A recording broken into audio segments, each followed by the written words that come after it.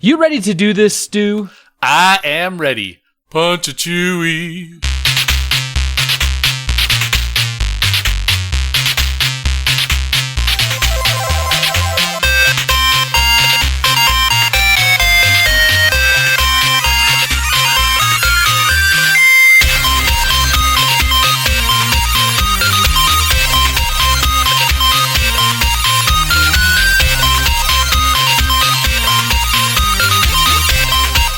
Welcome, Superfriends, to the Fortress of Nerditude podcast, a safe place to talk about all things in nerd and pop culture.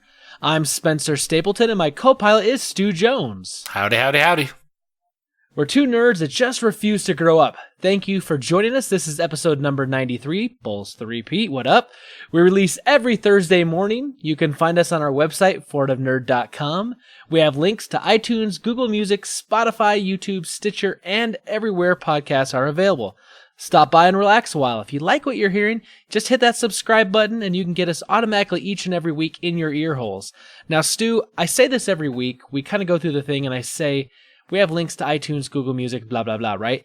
Let me tell you about Google Music. The last few weeks, they've been a little interesting. So I go to check and the podcast isn't uploaded. And so I send them a nice little email that says, hey, this went out. Why is it not updated? And they say, oh, we're experiencing some technical difficulties. We hope to resolve it shortly, da-da-da-da-da. And then they fix the issue usually later the day or the next day. So I apologize to our super friends if you listen on Google. That's been going on. Well, it happened a few weeks ago. Then it happened again like the week after that. And then it was good for a week maybe. And then the last 2 weeks hadn't posted. And I just checked and it looked like they finally posted like today or maybe yesterday.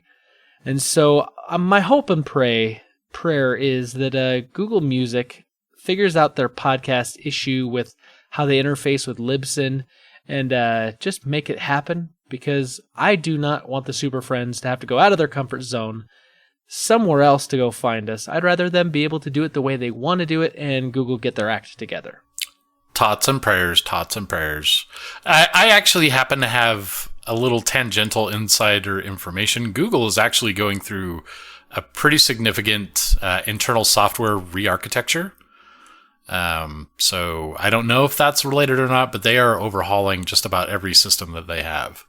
So John Google gave you like a little insider wink, wink, nudge, nudge into what's going on? The company I work for actually happens to be a partner with Google. So you know John Google then? Yeah, I've met him. We go to his birthday parties. Good guy. He dresses very inappropriately, but he's got the box. That kilt, man, he really needs to put something under that thing.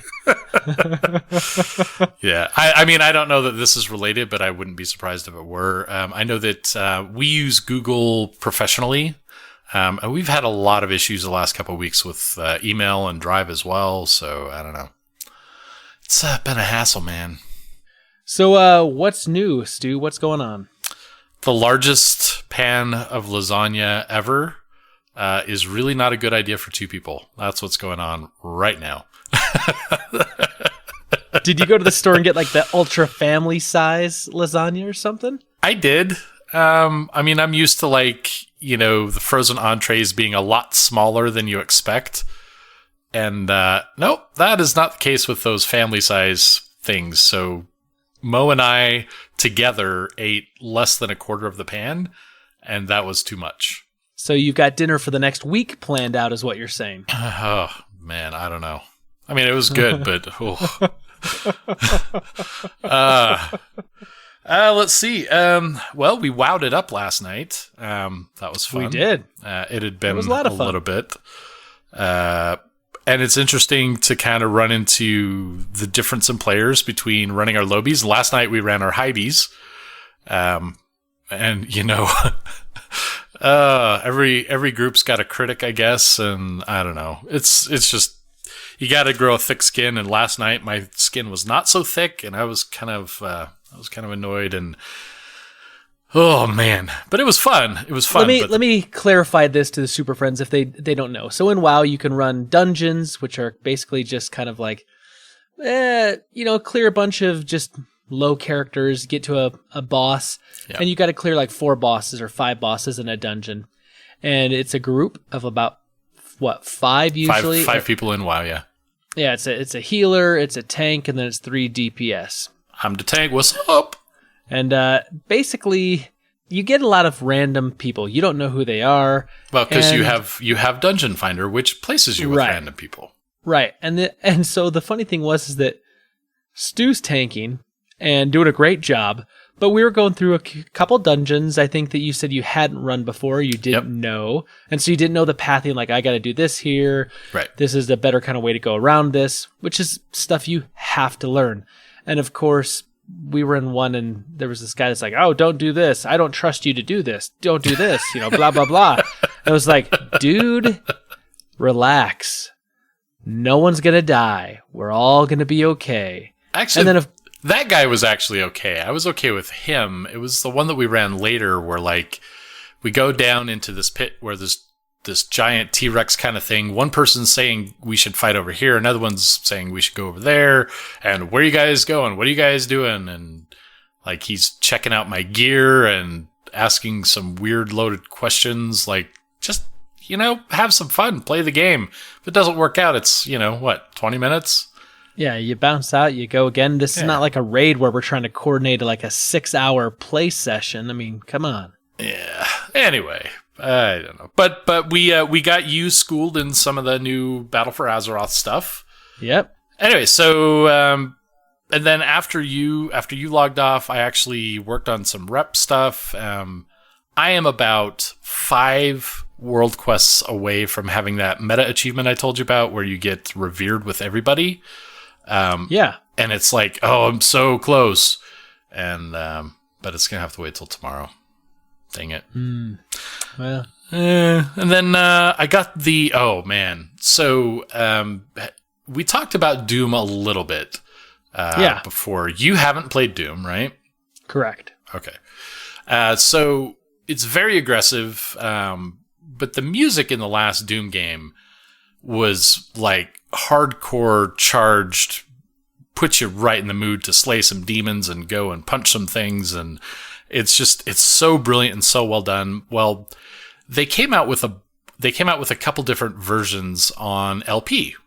And one of them was like the super special box edition where, the records are this clear blood red. They've got fantastic, album sleeves and a box set and this record cover to it. Anyway, so I got that this weekend. And I've been listening to nothing but the Doom soundtrack for the last few days. I don't have the record player set up, but they do have it like on Spotify and everything else, and they have CDs. So I've been cranking that and jamming, and it's a brilliant soundtrack, even if you've never played the game. Just very, very well done. So that's been going. And then last but not least, the dating thing. Oh, here we go. Let's get to it. Yeah. Well, so I mentioned, a couple things that might be going on last weekend. Last week. And, anyway, that all kind of went to crap. So, but there was nothing clicking there. But funny enough is there was a girl that I was really interested in, and she actually got in touch with me. We'd gone out on a date originally, and then things, I guess, she was, I don't know, just kind of anxious about some things, whatever. But then she got in contact with me, and we started talking, and we went out on another date, and things are looking pretty chill there. Pretty good chill, though. Like, not rushing into anything. Definitely interested in each other. We're going to be hanging out next weekend. So I know everything's going to change from podcast to podcast, so I'll probably be married again by next weekend and have 3 more kids on the way. I don't know. Just add water and instant family. Who knows, man? I just want things to kind of chill and be reliable and kind of move forward with something, and maybe we're there. Hopefully. Here's the story of a podcast host named Stu. That didn't even have the right number of syllables. Very special girl. I know. Whatever, man. I got it. Jeez. What about you, man? So I don't know why this is important to me, except I'm in considerable amount of pain. I smashed my right hand really good this weekend. Don't do And that. I know I jammed basically on my right hand my first finger and my thumb, and I ripped a ton of skin off my thumb, the top of my thumb, right over that first knuckle. So every time I go to grab something, every time I go to pinch something, like I feel it because that scab there wants to kind of crack back open a little bit, and like I can't do a lot of things. It's tender, it's sore, and of course. So you're going to be pinching a lot less, which I'm grateful for. Yeah, No more buddy, sorry pinching. about that. Well, I mean, it'll come back eventually. Oh. My pincher strength will come back. You'll be fine. But my boys though, we walk a lot, and I've been walking a lot more lately, and so like they'll come outside and they'll go walking with me, and then we get to the street, and where we got to cross the street, and they know we look left, we look right, no cars are coming, it's okay to go. And of course now they say we look left, we look right, we look straight, because they want to make sure we're looking in all three directions. And I was like, well, why don't we look behind us and see if any cars on the sidewalk? But I don't want to bring that up. And then you got to they'll- look left again. Don't forget looking left again. Right. So anyway, but every Stop, time we drop, go and to do roll. that, one of them grabs my thumb or grabs my forefinger and just like Ouch. torques on it. I'm like, ah! And I'm like, grab my pinky, hold my pinky. And they're like, what? I'm like, stand on the other side, hold my other hand. I'm like, oh, okay. I'm like, sorry, buddy. Daddy's just got a bad hand. So Daddy was yes, dealt a bad hand. he was this weekend. I spent time with my mom. I helped run her around a little bit over the weekend. And then today on Labor Day, I intended to go over to her house first thing in the morning and mow her lawn and be back in like an hour and a half. Except the homeowners previous basically let the grass grow to the size of a forested jungle. And it was clogging up my mower every about 3 feet and was killing the mower. And so it took me about 4 hours to mow the lawn, rake the entire yard because there was so much grass and like it was wet because I guess their sprinklers had kicked off the night before, maybe early in the morning.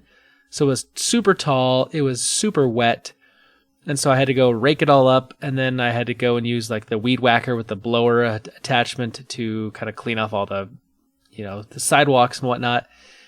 It was hot, and I was sweating, and I did like 4 hours of yard work just to mow the lawn, just to mow. That's why Nothing else. machetes will never be out of style.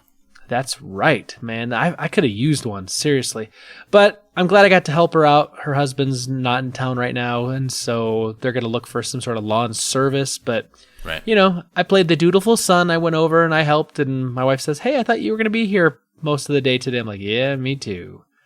But you said we played a bunch of WoW. I'm enjoying that still, having a good time. FanX is coming up this weekend, which I'm really excited about. It's the local, what used to be called, and don't sue us, San Diego, the Salt Lake Comic-Con. Just say that is And- all one word, no spaces, no hyphens, and you're fine. Right. The FanX, formerly known as Salt Lake Comic-Con.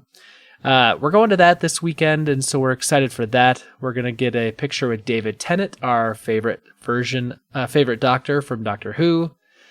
And we started watching The Flash season 4 on Netflix. We're going to catch up. So Yeah, we I watched need the to do first that. 3. We're going to watch that. And then, of course, the new Jack Ryan show just dropped on Amazon Prime. And I need to watch that too. Where I Great. think that's going to be the next thing we may watch, or we may kind of watch Jack Ryan and The Flash kind of simultaneously. But Two that's TVs at the same time. right. I'm actually more interested in the spin-off Jim Ryan. Oh man, that mashup for Funny or Die was so good. It almost made me want to cancel all my watching TV plans and just go back and start The Office over again.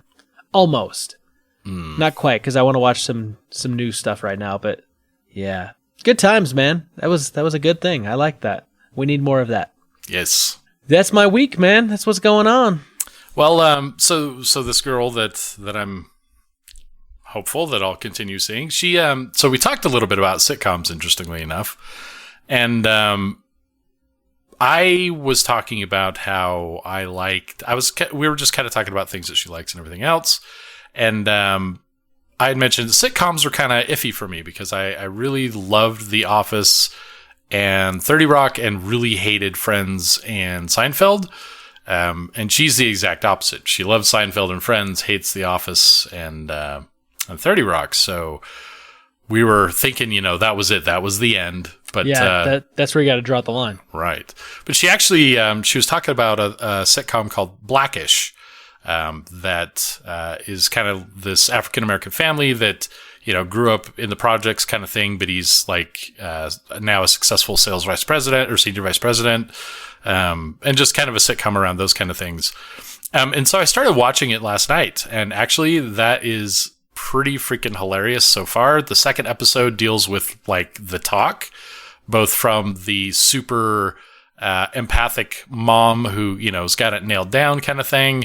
But the dad, who's really the star of the sitcom, is the most obtuse and has no idea what he's doing. And it was just perfectly awkward and super funny. So I'll be catching up on that. So is this girl that you're dating like not into the kind of the awkward, cringy kind of comedies? I kind of thought that might be the case, but this Blackish is definitely cringeworthy at points. Huh. So I don't know that that's it. And I mean, honestly, for me, Friends and Seinfeld could have been just shot differently or had different actors, and I probably would have liked it all the same. Jerry Seinfeld, just his delivery really kind of makes my skin crawl. A couple of the Friends characters, just very awkward for me. Not to say that it wasn't funny, but I mean, like, it's all there. It's all different. I don't know. It's interesting because I'm not a big fan of Friends either. Like, I find humor in the show at times, but I didn't find it to be... I mean, I watched the first few seasons, then I kind of fell off, and I never went back to it. And my wife and I she's watched it. I tried to go back on Netflix and kind of binge it, and I got up through like the 7th season, and I just stopped again. And I just kind of don't find it to be funny enough to kind of keep me wanting to go back. It has moments for me. Sure. Whereas like Seinfeld, I remember, now this is my memory, I remember feeling like I really thought it was funny back in the day, but I've tried to go back and rewatch some in recent years, and man, it just doesn't hold up for me. And like once again, funny stuff, but then like some of the stuff I just like, yeah, it just doesn't get me anymore. Well, the thing for me though is like I could enjoy watching it with someone. Like if she's watching Friends or something and she's enjoying it, I could sit down and watch it with her, and I wouldn't necessarily turn away. But I'm not waiting to watch the next episode. I'm not really looking forward to that. Right.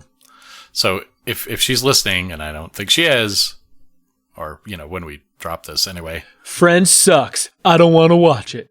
Signed, Stu. P.S. Also Seinfeld. Which is funny, like, I love How I Met Your Mother. Yes. Which is kind of like an updated, funnier version, in my opinion, of Friends, because there's so many comparisons there to how the show's scripted and kind of the scenes and settings and, interactions. But I feel like Friends was I'm in the 1990s being very safe in what we say, and How I Met Your Mother's like, yeah, we're going to be a little more real. This is a real conversation that's going on.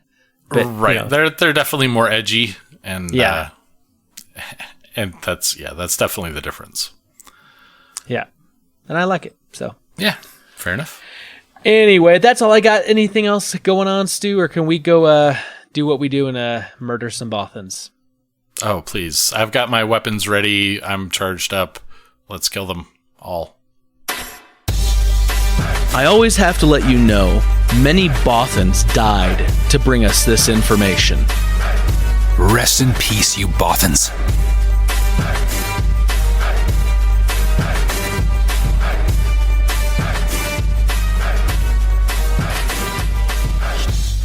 All right, Stu, we're into Rebel Intelligence. What do you have for me this week?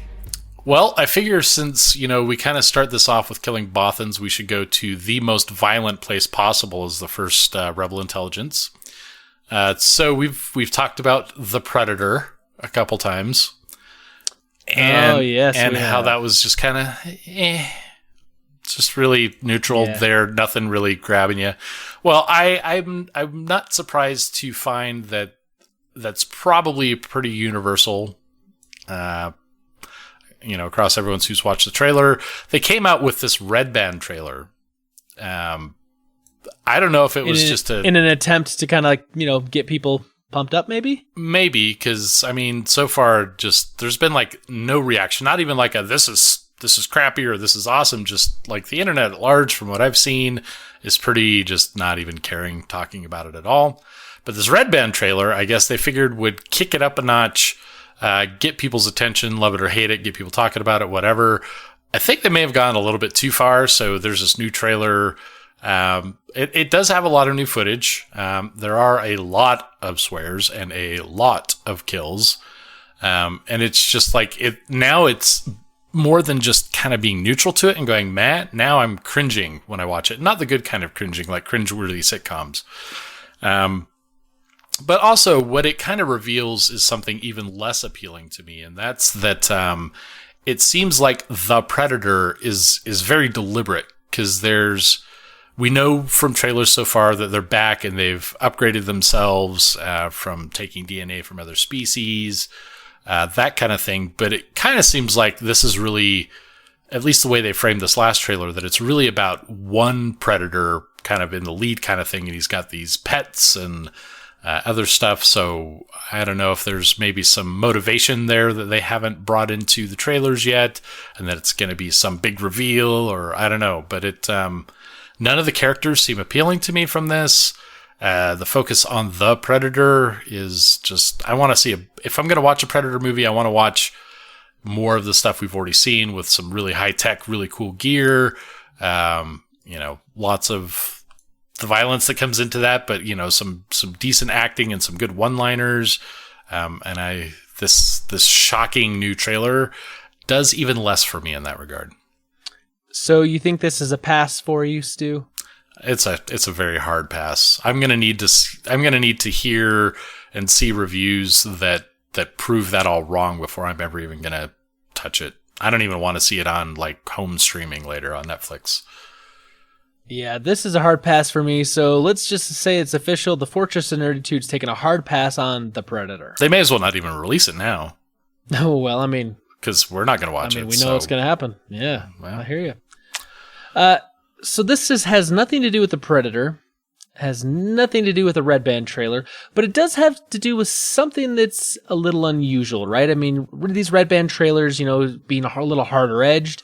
Mm-hmm. Well, Disneyland is getting a little harder-edged. And you may say, well, Spencer, how is that even possible? They're bringing James Gunn back. Oh, no. Oh, no. Just crushed my heart there, Stu. Just crushed my heart. You're right.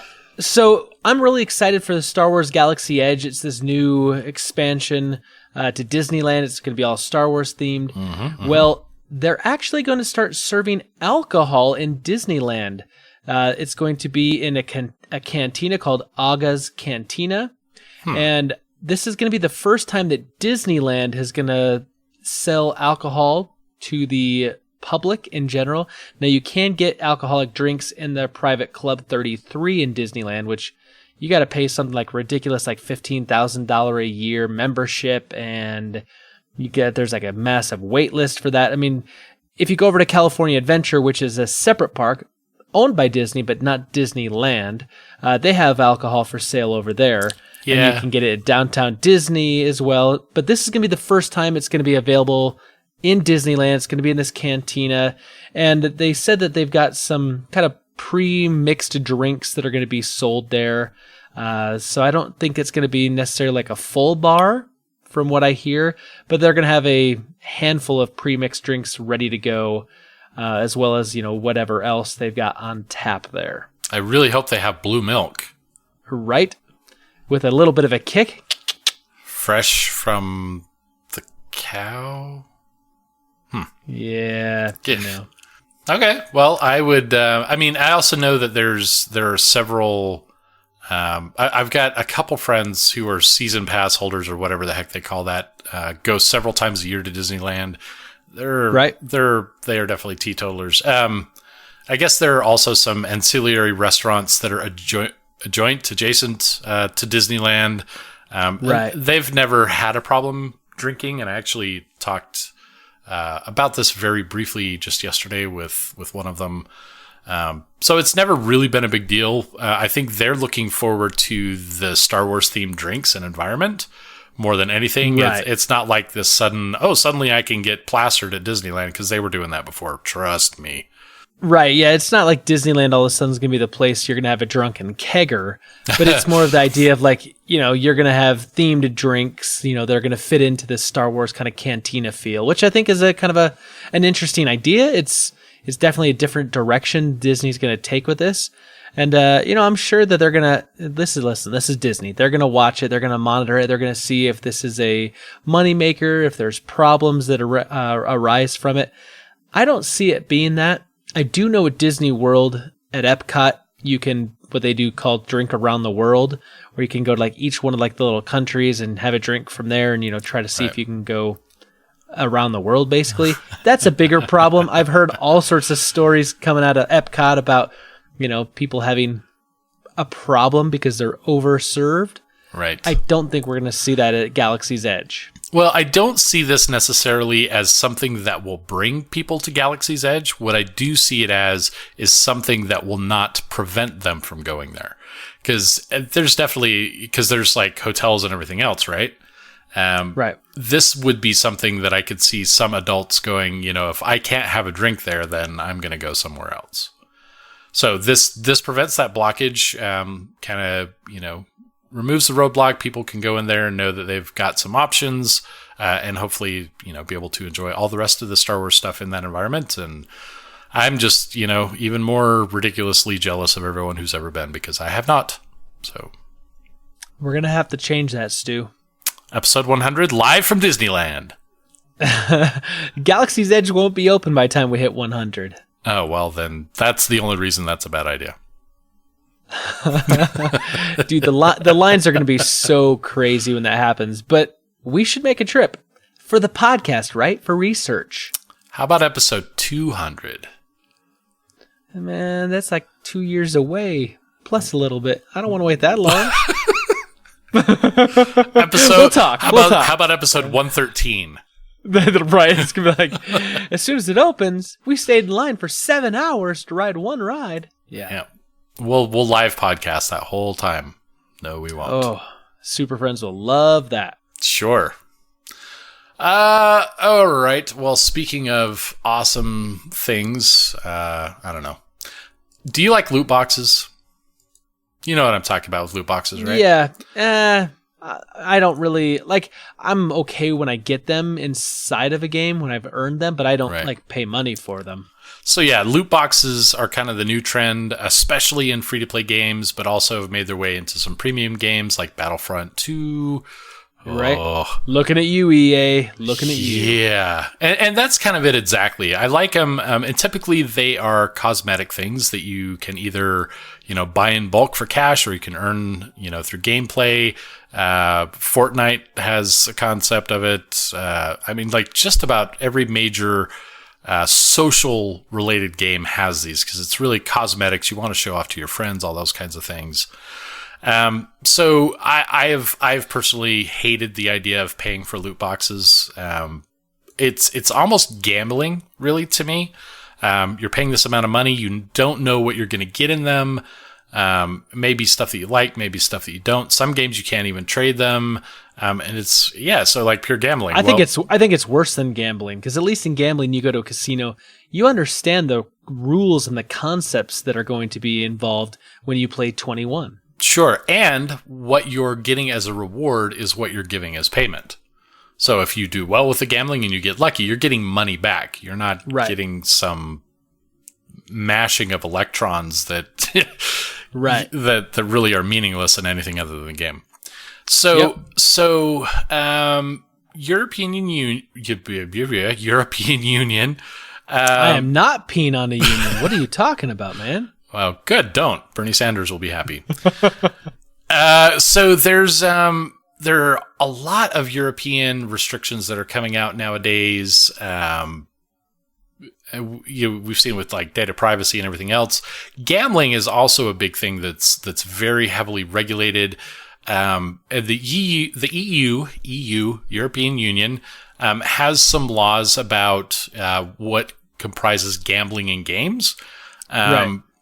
So Belgium has interpreted that to basically mean that loot boxes in the paid format are in fact gambling and are illegal.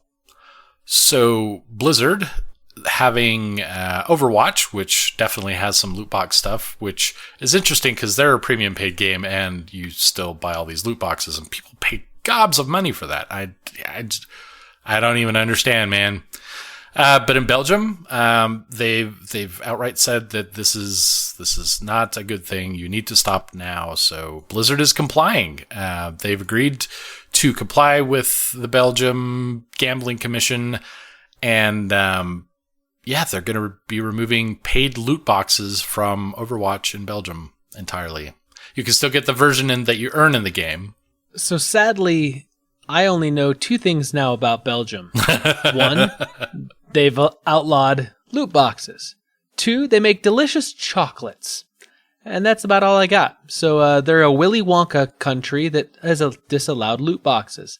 I really probably should go back and study some, right? Maybe. But those are both things that I like. I mean, personally, I absolutely agree that this is... I just see the potential for abuse of this, we're introducing gambling problems to people that are much younger than typically you would see that with. And so people that actually have access to that, it's a very difficult situation to put kids in. It's difficult, especially like teenagers, they've got their first job. Suddenly they're dumping money into Overwatch or Fortnite or whatever the case may be. And while I definitely feel like, what's the word I'm looking for here, Spencer?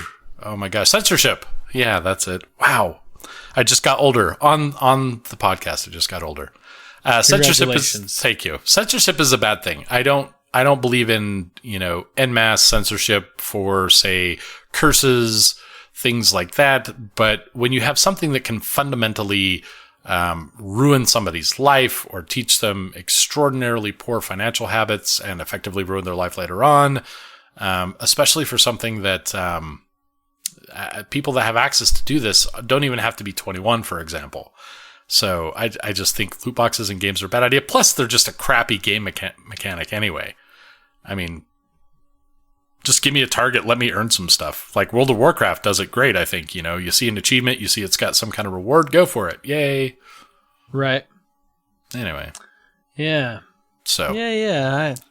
I'm with you. So, no specific date yet, but they did say it will happen shortly. Okay. Well, keep us surprised. Those crazy Belgians are doing good things. They're doing the Lord's work. And if you're a super friend in Belgium, tell us how you're affected by this. Yes, and send us chocolates, please. But not those illegal Kinder eggs that my kids would probably want, because I don't want to get in trouble. They could choke and die. Right?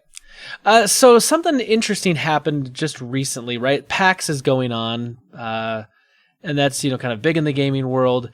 And Cory Barlog, the director and creator of the most recent God of War game. And the podcast is definitely a fan of Cory Barlog. Definitely a fan of Cory Barlog. Basically, he was asked, though, what he would want to see for a Superman game, right? And so he was talking at this panel, and this was kind of his responses, because he says he actually has some pitches for a Superman game. He says, one of them is the totally obvious pitch of old man Superman has a kid, and he's trying to figure out how to teach him. He says, but that's just me leaning into my last game. I thought that was pretty funny.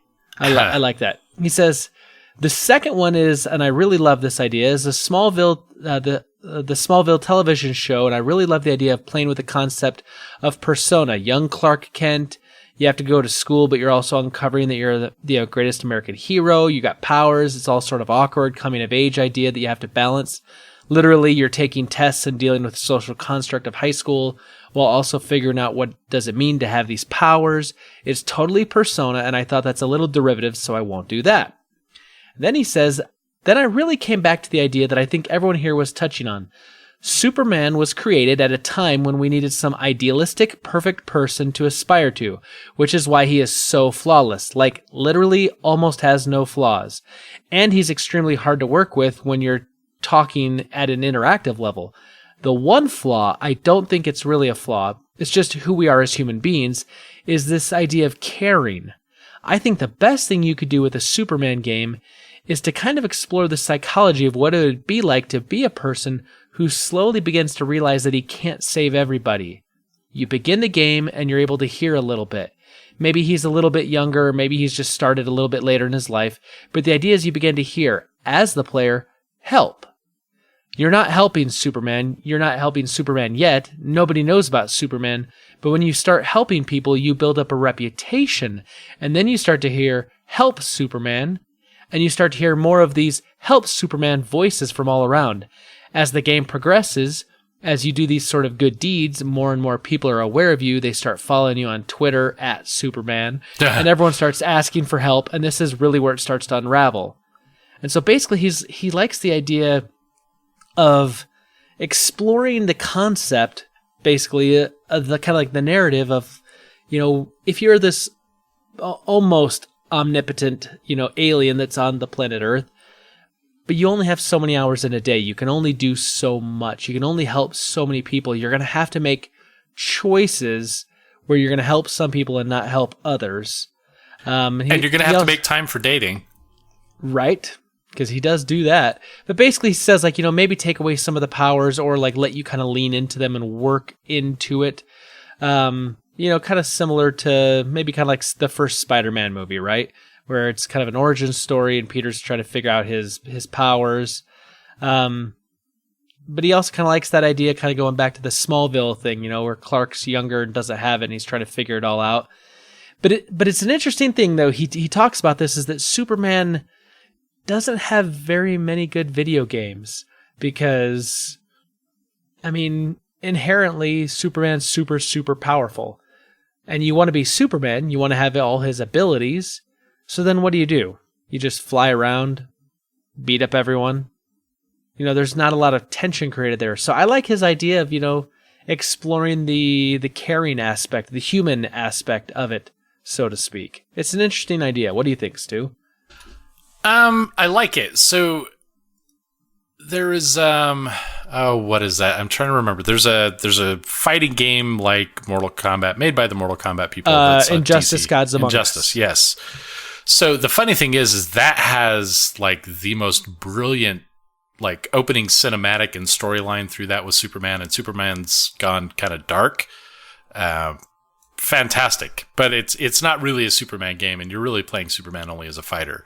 But the psychology of Superman is absolutely the right way to go with any kind of media that deals with him. I know you're not a Snyder fan, but nope. But I loved those moral dilemmas. I loved actually just the unchaining of that. And I like seeing Superman pushed in other directions, even if it's not necessarily into dark, I'm going to kill everybody kind of thing, or I use violence and actually kill for the first time, whatever the case may be. I think the psychology of Superman is absolutely worth exploring. Yeah. And the idea of, there's one point I'm going to make, which actually brilliantly leads into my next Rebel Intelligence.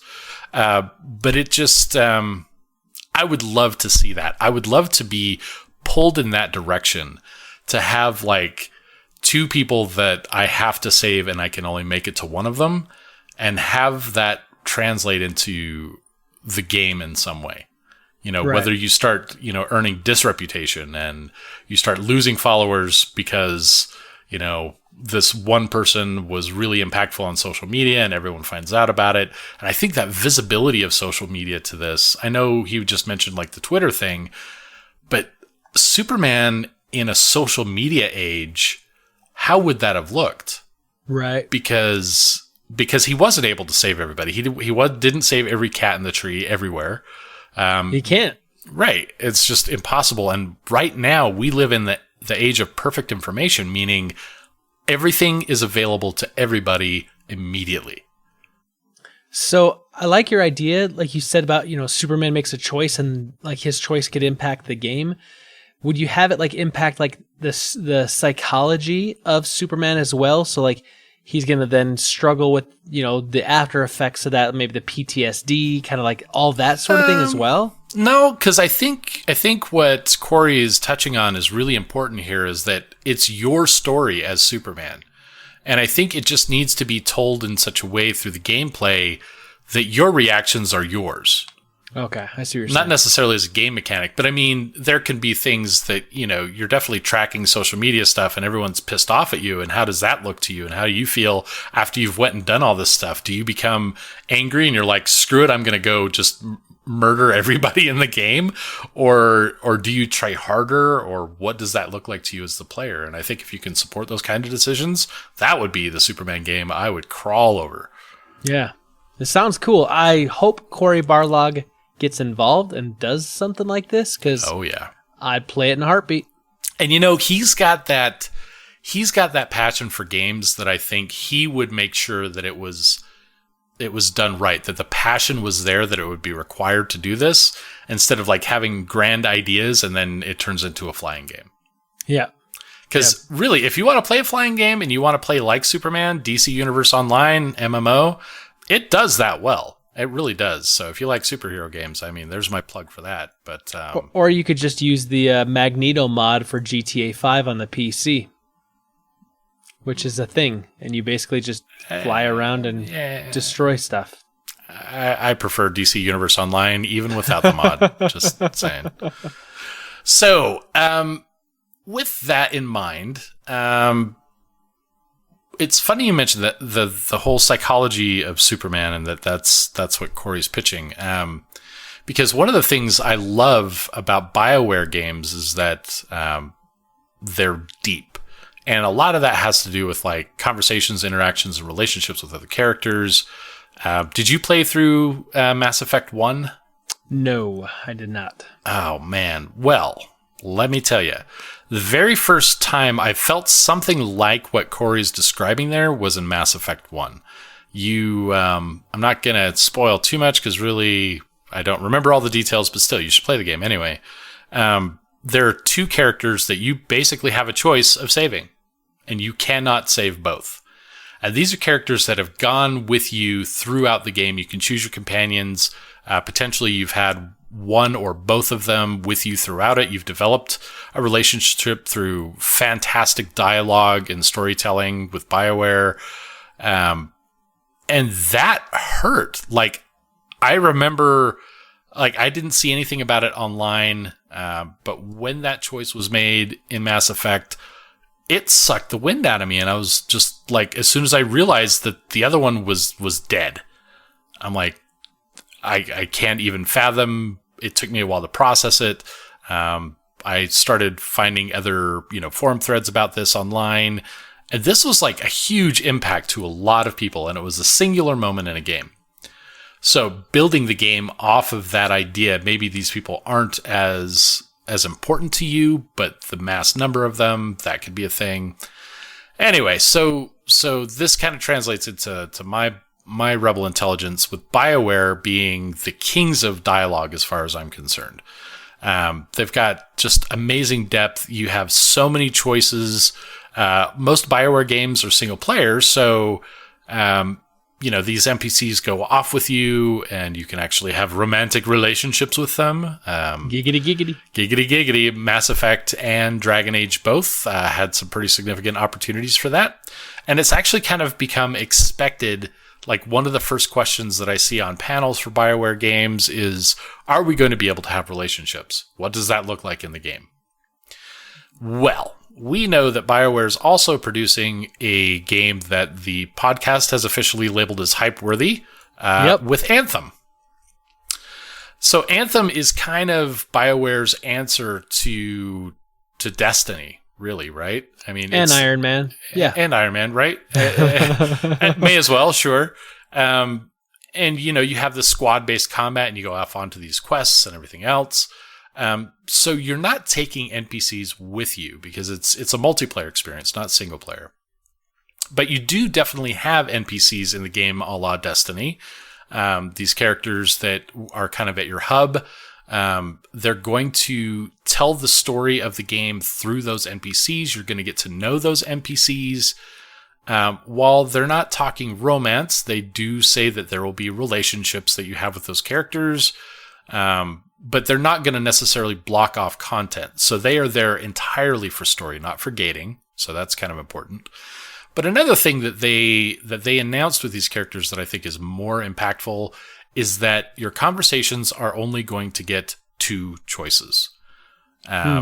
With Knights of the Old Republic, with Mass Effect, with Dragon Age, you had several different choices, right? Yeah, especially those that were like affected by certain stats that you had, and they could definitely open up new chapters of the game. So for BioWare to cull that down to 2 choices per interaction, I think is pretty big. I haven't seen a lot of buzz about this yet, but for people that are BioWare fans and are playing this game because it's a BioWare game, that's something I think is important enough to prepare for. Now, they have said that these are going to be important decisions. They just feel like, in part when you have so many choices that most of them are just, there for no good reason other than to give more options, that don't really help to drive the story, and that these 2 choices will be important for the story and develop as you go on with these characters, but that it's not really going to change anything tangible in the game either. So, we don't really know much about the story as it is, and I know we're going to see more and more as we go. I know I'm going to play it anyway just because the gameplay looks super exciting. It looks good. But to be honest, I feel like that would be something that I would have liked to be typical BioWare depth, and I will feel its loss. I don't know if I'll say I'll feel its loss. I think the last big BioWare RPG game I played was Knights of the Old Republic. I didn't play Mass Effect. Did you ever play Dragon Age? Didn't play Dragon Age. I have Dragon Age Inquisition behind me on the shelf, but I haven't played it. Okay, well, there's a couple hundred hours of your life that Yeah, I'm missing out on. Yeah. Play the main quest. Don't get sucked into all the side quests. As much as I love side quests, that will... Oh, man. It's worth playing for the main quest, though. Really should try it. Well, I've got it, and it's on my backlog, and I intend to get to it, so... But, of course, Anthem is coming around the corner.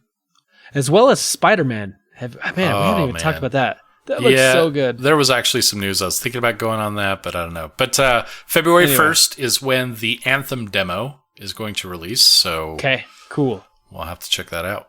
For sure.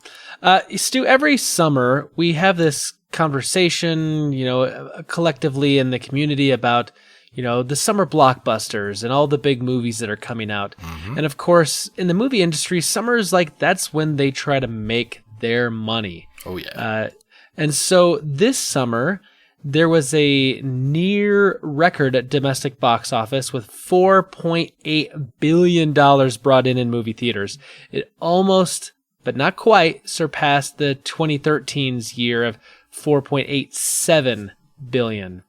Well, Infinity War was like a major chunk of that all on its own. Right. Infinity War was $257.7 million, and that was kind of the big opening weekend of this summer. But every year, we've been hearing this for years, that streaming services, Netflix and Hulu and Amazon Prime, say, that they're going to be cutting into the movie theaters, and we hear that, the movie theater's going to go away, and it's talk. Gosh, people said, hey, once we can get movies at home on VHS tapes, who's going to want to go to the movie theater anymore? Where are VHS tapes? They're gone. They're dead. But we still have movie theaters, and people still go to movie theaters. So maybe it's a little premature to say it's over and gone with, but a lot of people have been speculating that streaming services are going to be the thing that pushes people away from movie theaters. But this summer, you had young franchises like Deadpool 2 that pulled in a lot of money. You got cliffhangers like the Infinity War.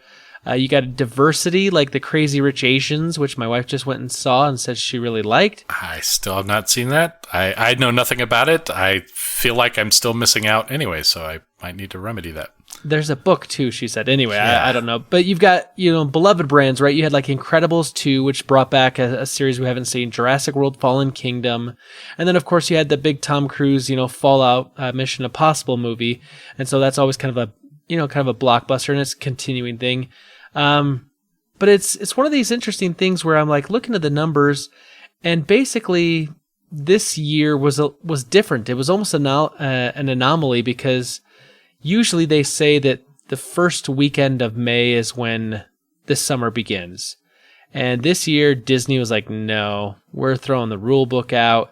And they hit with a big one with Black Panther. And everyone went, oh, well, they should have held off because this was in February.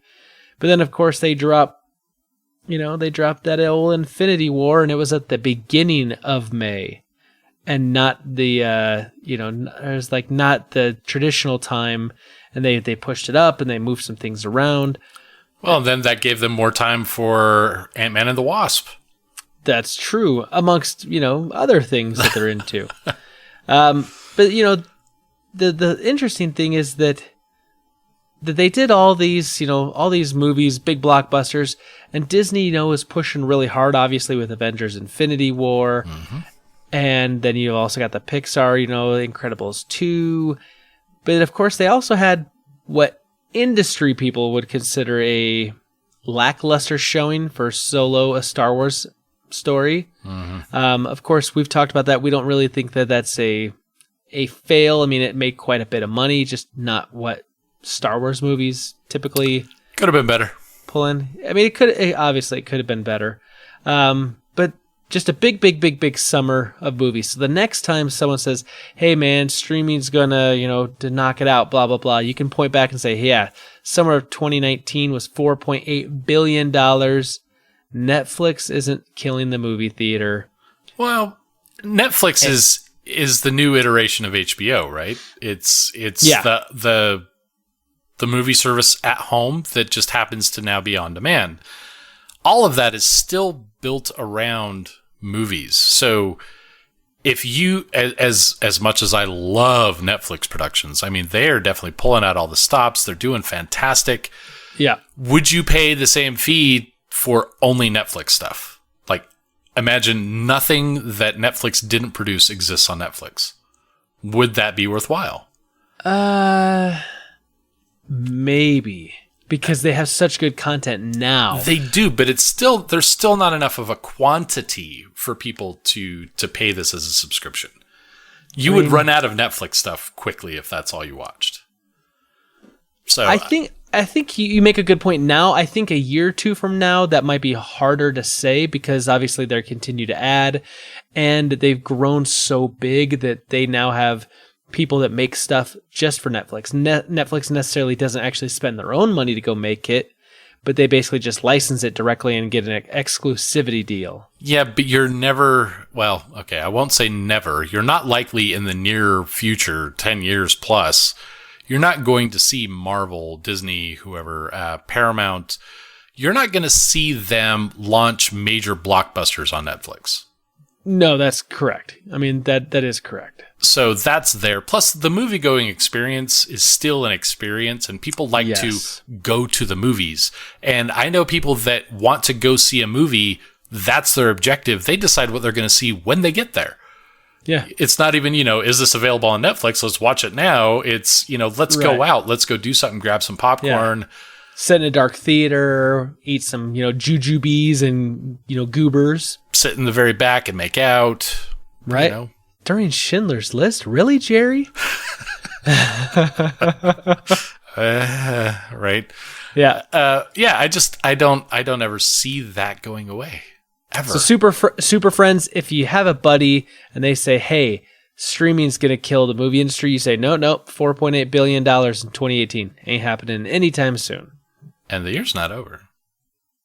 No. But of course, this was just the summertime numbers we're talking about. Gotcha. The blockbuster season, if you will. Yeah. Unfortunately, we don't have a Star Wars movie coming out this winter. So. Nope. And we don't have. Do we have anything else? We don't have anything else until Avengers 4, do we? No. We've got Captain Marvel coming out before then. Yeah. You're right. Yep. But not Guardians of the Galaxy 3 right after. No, that is true. No Guardians of the Galaxy 3. Ah, well. So speaking of blockbusters, Star Trek. We know that there is a little bit of a battle between the studio and the Chris's. Yes. And that there's some potential for that kind of shaking things up. Nobody official has provided a contingency if they don't.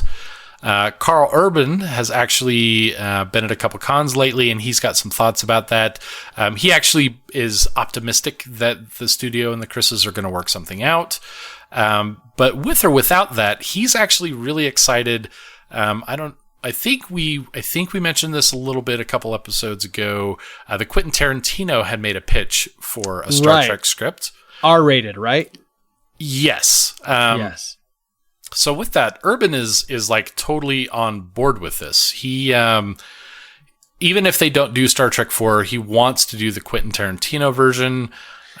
He's actually really excited that it's R-rated, not because it's going to be edgy or gross. We know Quentin Tarantino has definitely made some shock movies. Right. But it's more about the ability to explore the horrors of space unhindered by the rating. Like, he wants it to be terrifying in a way that, as he describes a scene with someone getting pushed out an airlock, PG-13, show his intestines exploding from his body. That gives you a little bit more immersion, I guess, in this situation. So would you say, like, when you say that, like, to me, the movie Alien comes to mind? Right. Where it was rated R, but, like, you look back at it now, and it's like, there's not a lot of, like, graphic, violence or nudity or anything like that. It was extremely intense. It's like intense, and it's like the terror of space and, like, the close quarters, suspense. And so I'm wondering if, like, that's maybe more of his thing, is like, let's make this thing raw and, right, hard to watch. Yep. So, but in a good way. Yeah, but he's like, even if they don't make Star Trek 4, let's make the Quentin Tarantino version and go from there. Huh. So, but again, he definitely believes that they'll work out something for Star Trek 4.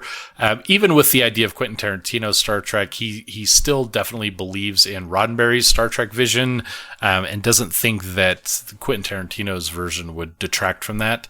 It's just really all about that terror that comes from that. So interesting. Yeah, I like that. Well, I'm curious. I mean, I hope that they do a Quentin Tarantino Star Trek in a way, and I hope it's a kind of a standalone thing, maybe, because they did confirm it's going to be in Kelvin.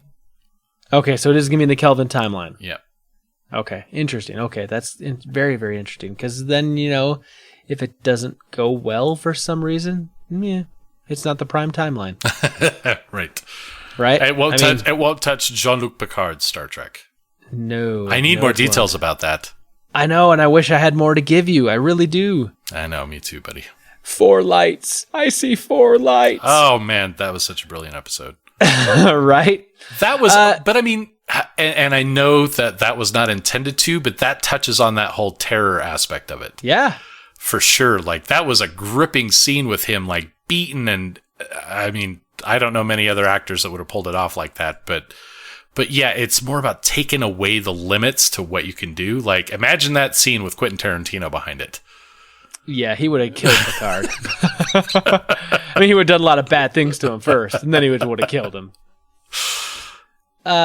So we had a conversation a while ago, I think maybe off the podcast, and we talked about how sometimes we'll see trailers that are very misleading. Matter of fact, we talked about the trailer for Avengers Infinity War being misleading. We also talked about the trailer for, I think, Thor Ragnarok being misleading, where they used some CGI to cover up the old eyeball that we see get lost, right? Yep. And something I noticed, and I think you and I talked about this, but in the trailer for Avenger Infinity War, we see that big shot where they're in Wakanda and everyone's running to battle, and you see the Hulk. Right. We see Bruce Banner hulked out and he's green. That does not happen in the film. Spoiler alert. It does not happen in the film. It doesn't. And so basically the Russo brothers, they've been asked about it. And so they kind of decided to kind of come clean with why they made the decision not to do this. And they basically said that in the beginning of the movie, you got Hulk and Thanos are having a fight. Thanos gets the upper hand, and Hulk then has no interest in, in coming back out. And so Banner has to be kind of the center stage. And they said that they wanted to not have the Hulk come out towards the end in the fight scene in the third act, because he's done that a number of times before, where he comes out just in the nick of time, which inherently is kind of the Hulk, right? I mean, right. He even makes the quote in the movie, and this is in the comics too, that basically like, I put a gun in my mouth. I tried swallowing a bullet. The other guy spit it back out. That, his Hulk won't let him, the Hulk won't let him die, basically. Sure, and the Hulk wants to live. Right, the Hulk wants to live, and the Hulk has the ability to keep both of them alive. Yep. And so they said that they wanted to have Banner be the forefront and kind of be the hero and not the Hulk, because then it makes Banner always look wimpy. And Bruce Banner is a very smart, intelligent guy, and he could stand on his own and find a way to participate and to be a contribution in a situation like this. And we see that in the movie. But basically they said that, yeah, they completely misled audiences because they felt like if they put that in there, then you knew the Hulk was going to show up. But when he doesn't, it kind of turns things on their head, and it changes up the story enough that it gives Bruce more to do, and it gives, a greater look into the duality of that character, Bruce Banner and the Incredible Hulk, the Dr. Jekyll, Mr. Hyde thing that's got going on. And so I like this. I like that they came clean and they basically explained it in a way that makes a lot of sense to someone like me. I understand that, right? They can't, if they do the same thing over and over and over again, and it's just, well, blah, blah, blah, here's Mark Ruffalo, Bruce Banner, and then at the very end, he's going to go green and save the day, it becomes a boring character. My one entire problem with that whole situation, I like the idea that they let Bruce be the hero, kind of without relying on the Hulk, I guess, as a crutch. Right. That's fantastic. My problem here is with it being in the trailer for this. The trailer is advertising, and it's like getting, you're looking at something up at the menu board at fast food and you see cheese fries. You're like, ooh, that looks really good. I'd like some cheese fries. So you order the cheese fries and there's no cheese. Yeah. Can we have cheese fries now? I really want some cheese fries now. Or chili cheese fries? Oh, yes. Or gravy cheese fries? I've had that. That's good. That's a thing. That's almost like poutine almost. Kinda. I like poutine, by the way, but it is the most horrible thing in the world for you, so don't do that. I'm sure. But yeah, I mean, I think... Why the deception? You're saying it was kind of unnecessary. They didn't need to go that route. Exactly. They really didn't. So, for people who are looking forward to Thor, because everyone's got their favorite characters. We know Caleb, he loves Hulk. He's definitely the champion of the Hulk. Someone who loves Hulk and wants to see them in that fight, and that's part of what they're looking forward to, and that's not there, that's misleading. I know it's intentionally misleading, but that's also a letdown for that person. Unnecessarily so. Do you really know what the strongest thing in the Marvel Cinematic Universe is? My belief? It's the elastic in Hulk's waistband. How that thing doesn't pop off. Seriously. Just saying. Just saying. That is Earth's mightiest hero right there. It does not give out in a moment of crisis. The special edition Calvin Klein's. Right? Got to get something. Well, that's the last bit of Rebel Intelligence I had. Did you have anything else, Stu? Nope, that's it for me, sir. All right. Last week, we had a wonderful conversation about second chances. We talked about some, TV shows, video games, movies, whatever that Stu and I have watched and then not really cared for, but then gone back and really enjoyed them on a second viewing or a second playthrough or whatever. And we put the question out to you, Super Friends. We wanted to hear from you and see what you had to say. And so let's go to some of the answers we got from the Super Friends. Yay! We will start over, like we always do, at the email. And we'll start with Peter Christensen. He says, "Dear nerds, Guns N' Roses has definitely gotten over their past unprofessionalism. I went to their concert in Seattle last year, and they didn't hold anything back. Apparently, a lot of the reason for Axl's attitude was that he was sick of how drunk and high the rest of the band was. Duff's book, It's So Easy and Other Lies, is a great read. Stu, after this week, I'm sure the Bothans would rather be dead.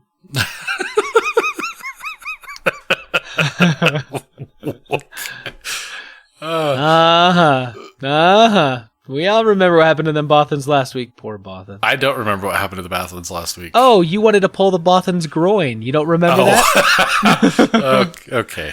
Yeah, they'd rather be dead. Yeah. He says, regarding Big Bang Theory, he says it's unlikely that Jim Parsons will ever make as much money acting as he did on Big Bang Theory, but he's made so much loot so far that who cares? I know a lot of actors that end up getting in things, and like we said, like these actors that do these multi-movie deals, they do it, and then they can pay for as many small projects as they want for a long time. Faux show. He says, I love a lot of the same shows you mentioned. I came late to Parks and Rec because the first 10 episodes were really bad and turned me off, but a friend said I had to start watching in the middle of season 2. That's the advice I give when I recommend the show. My coworkers would always show clips from 30 Rock, and I totally didn't get the show. They were dying at the video of this goofy Southern guy saying that a squirrel bit off his nutsack. I started watching the show after Tina Fey's Sarah Palin impressions. Also, and this is one that I can't believe we missed, Arrested Development. Seasons 1 through 3 at least get better every time I watch them. Special shout out to the movie The Transporter. I recently rewatched it and forgot how fun and stylish it is, in addition to being a cool action movie. Negative shout out to The Undercover Brother. The worst experience revisiting a movie from my youth. Says, cheers, Peter. And then he says, P.S. Spencer, I bet you used the Bulls 3-peat, which was actually called, we called it the, what was it? It was the first one, it was the repeat, and then it was the 3-peat. Yeah, we just called it the 3-peat, yeah. It says, as your intro to episode 93, 93, well, you're right, Peter. It says, can we please just skip the 3-peat repeat? Can we? More to come. Then, Peter did send a second email. Uh-oh. He followed up with a second email. He says, P.S. I went to see Thor Ragnarok and Captain America Winter Soldier at the Marvel Film Festival. It was amazing. I wish studios would re-release beloved movies to theaters more often. Man, they used to do that with A New Hope, like every year when I was a kid. Right? Man, I love that stuff. And I love being able to see something again in the theater, or if I missed it the first time in the theater. I wish I would have had the time to actually go watch Iron Man in IMAX.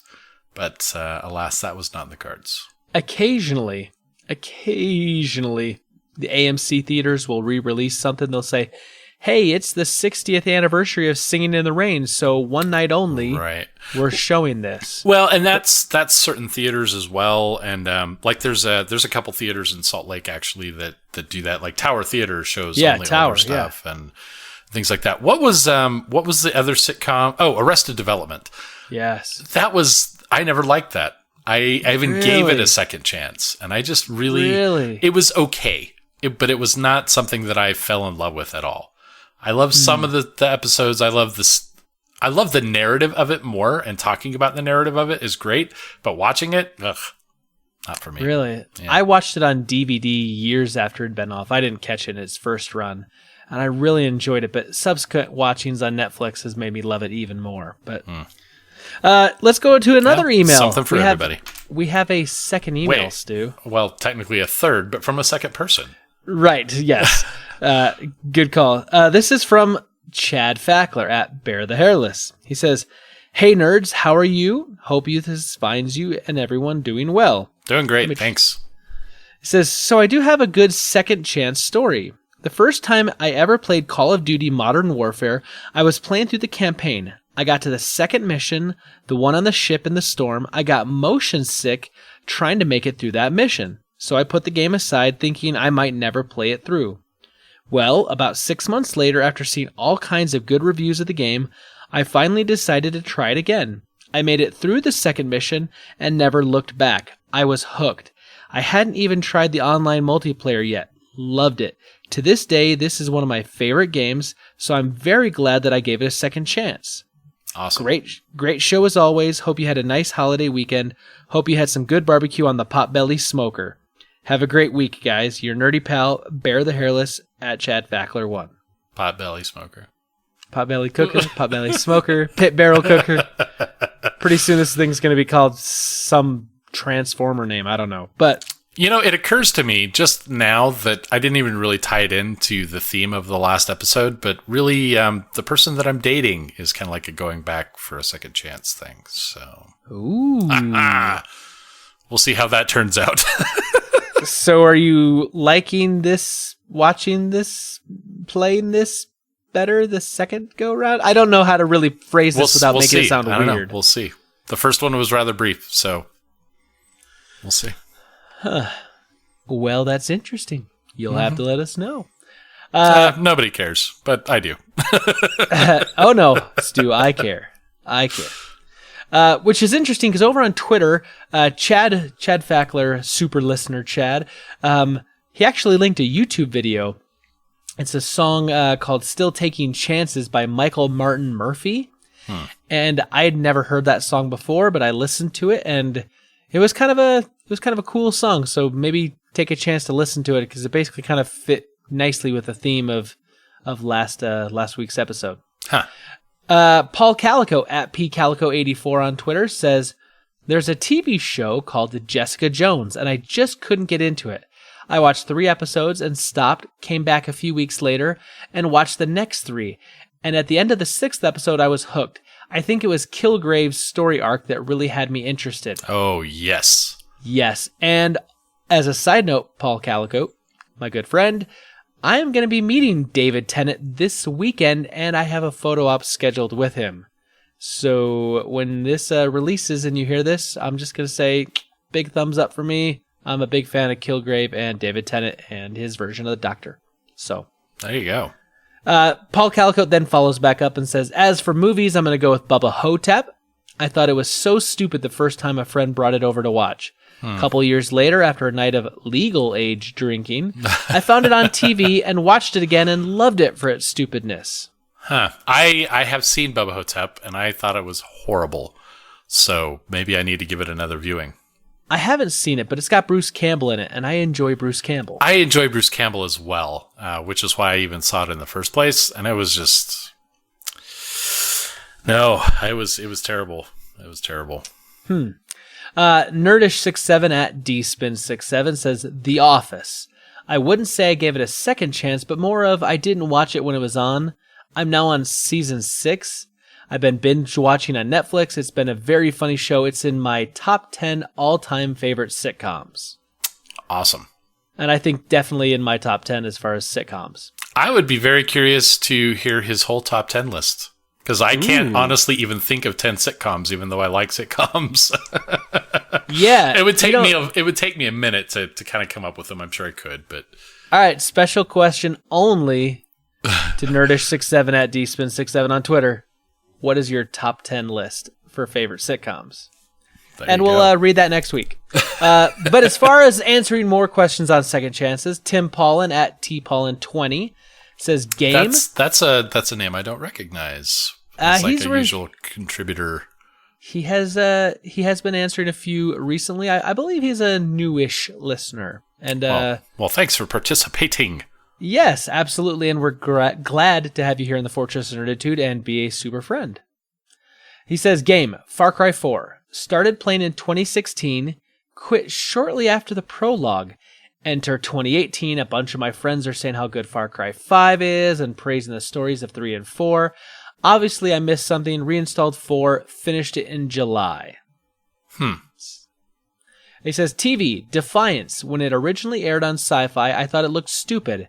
Yeah. After cutting the cord a year after I saw it on Prime Video, 1 episode and I was hooked, then disappointed when it got canceled. So both of those things I would like to address. So Defiance was actually a cross-launch between a game and a show. So there was a game Defiance as well that tied into that. I had zero interest in either one of them because just from the trailers I had seen of both, they really didn't seem interesting at all. So, but I didn't follow up or anything. So, I mean, I could have been very off on all that. And I mean, if someone enjoys it, then maybe. So, and then what was the first? Sorry, Far Cry 4. Far Cry. That would definitely qualify for me as a give up and maybe need to revisit because I played one of them. I don't even remember which one it was. Wasn't all that interesting to me, but I know everyone else goes crazy over Far Cry, so I'm missing something. Maybe I need to give it a little bit more of a chance. I would be interested in revisiting like one of the Far Crys. I would hate to start off in like 4 or 5, but I guess 1 is so old that it's probably not even worth going into now. I know a lot of people say 3 is an amazing game, like story-wise, and so it's worth playing. It's not that old that it would be horrible. But I know a lot of people love 4. I'm kind of like with you, Stu. I started Far Cry 4. I borrowed it from my brother. And then God of War came out, and I switched to God of War. And I never went back to Far Cry 4. And then, I got busy with things, and then now I'm playing WoW again. And so I haven't even gone back to God of War. I got a problem. I need to finish some games. Yeah, I get so distracted by stuff these days. Yeah. I don't know. Yep. Anyway, Super Friends, thank you for responding. We love the engagement. We love the fact that we asked No you a Facebook? question. No Facebook. No Caleb Albers. No, no anyone else on Facebook this week. So, but that is a place you can reach us. We are on Facebook, and that's facebook.com/FortofNerd. You can get us on Twitter. We're at FortofNerd on Twitter. You can email us like Chad did and Peter did this week, which is fortofnerd@gmail.com. We also have a phone number that you can call into, which is a guaranteed way to get on the podcast, and that's 801-477-7687. And those are the places you can hit us up. Unless you're Mr. Oz Joe's Nodal Pats, then you'll just actually text me directly. Which is breaking the rules. It is, kind of, but Ozoj is a special case. So... Stu, we got some new Super Friends. We're starting to see some interaction from some new Super Friends, and we're seeing some more interaction on a more regular basis. How can our current Super Friends help us out this week? Sending us Belgian chocolate. Ooh, I like it. Yep. I like it. That's it. All right, fine. I mean, I'm just so stuck on the Belgian chocolate idea. I think I need to figure out a way to get some for myself. But iTunes, where you cannot find Belgian chocolate, but you can give us 5-star ratings on iTunes. That always makes us feel special and happy and gives us warm and fuzzies, but also gets some of those metrics that all those podcast, thingies, whatever the heck they are, iTunes themselves put us on, get us enough reviews to put us on some lists. Get other people, seeing those reviews, let them know that we're out there, that we're quality stuff. And yeah, get the word out through those 5-star reviews, and that'll make us almost as happy as Belgian chocolate. Tell a friend. Also tell a friend. Yeah. Reviews, that's awesome. Telling a friend, that's awesome. If you want to skywrite our name with a plane, sure. Please make sure you use the website address, though, because if you just put Fortress of Nerditude, probably the first part of Fortress will have kind of evaporated by the time you get to the end. And yeah, that looks like Rest of Nerditude, and they're like, what's a Rest of Nerditude? Unless you also put 5 stars below that in skywriting, and then I think I would forgive just about anything for that. Well, good. Stu, I'm looking ahead. This is episode number 93. We're 7 weeks away from episode 100, which is going to be a big one for us. And I was thinking, we've been picking up some new listeners. We got some new Super Friends that are joining us on a week-to-week basis, and we're having our Super Friends, pimping us out and, telling their friends about us. That I thought it might be kind of a nice thing to kind of pull the curtain back a little bit and let people in a little bit more on kind of who we are. And I thought that we could do that by maybe telling them some of our favorite movies and why they're our favorite movies this week. Well, I had no idea that's what you were going to go with, but I just Surprise! happened to be sitting down today.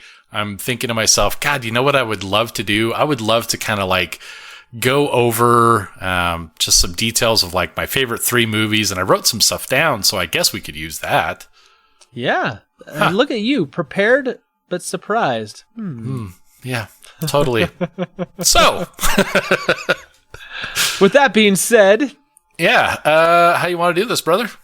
Let's free flow, man. We'll just go however we want to. But I figure like knowing, because you were talking about, you've been on this date, right? And this, this woman was asking you about like, hey, what TV shows do you watch? Because it always kind of seems like when you're getting to know someone new, you want to kind of find out a little bit more about them. Like if you're going to be invested in their life somehow, which our super friends are invested in our lives because they listen to us on a week-to-week basis. They hear how things are going with our kids and our jobs, and then what we're interested in, what's going on.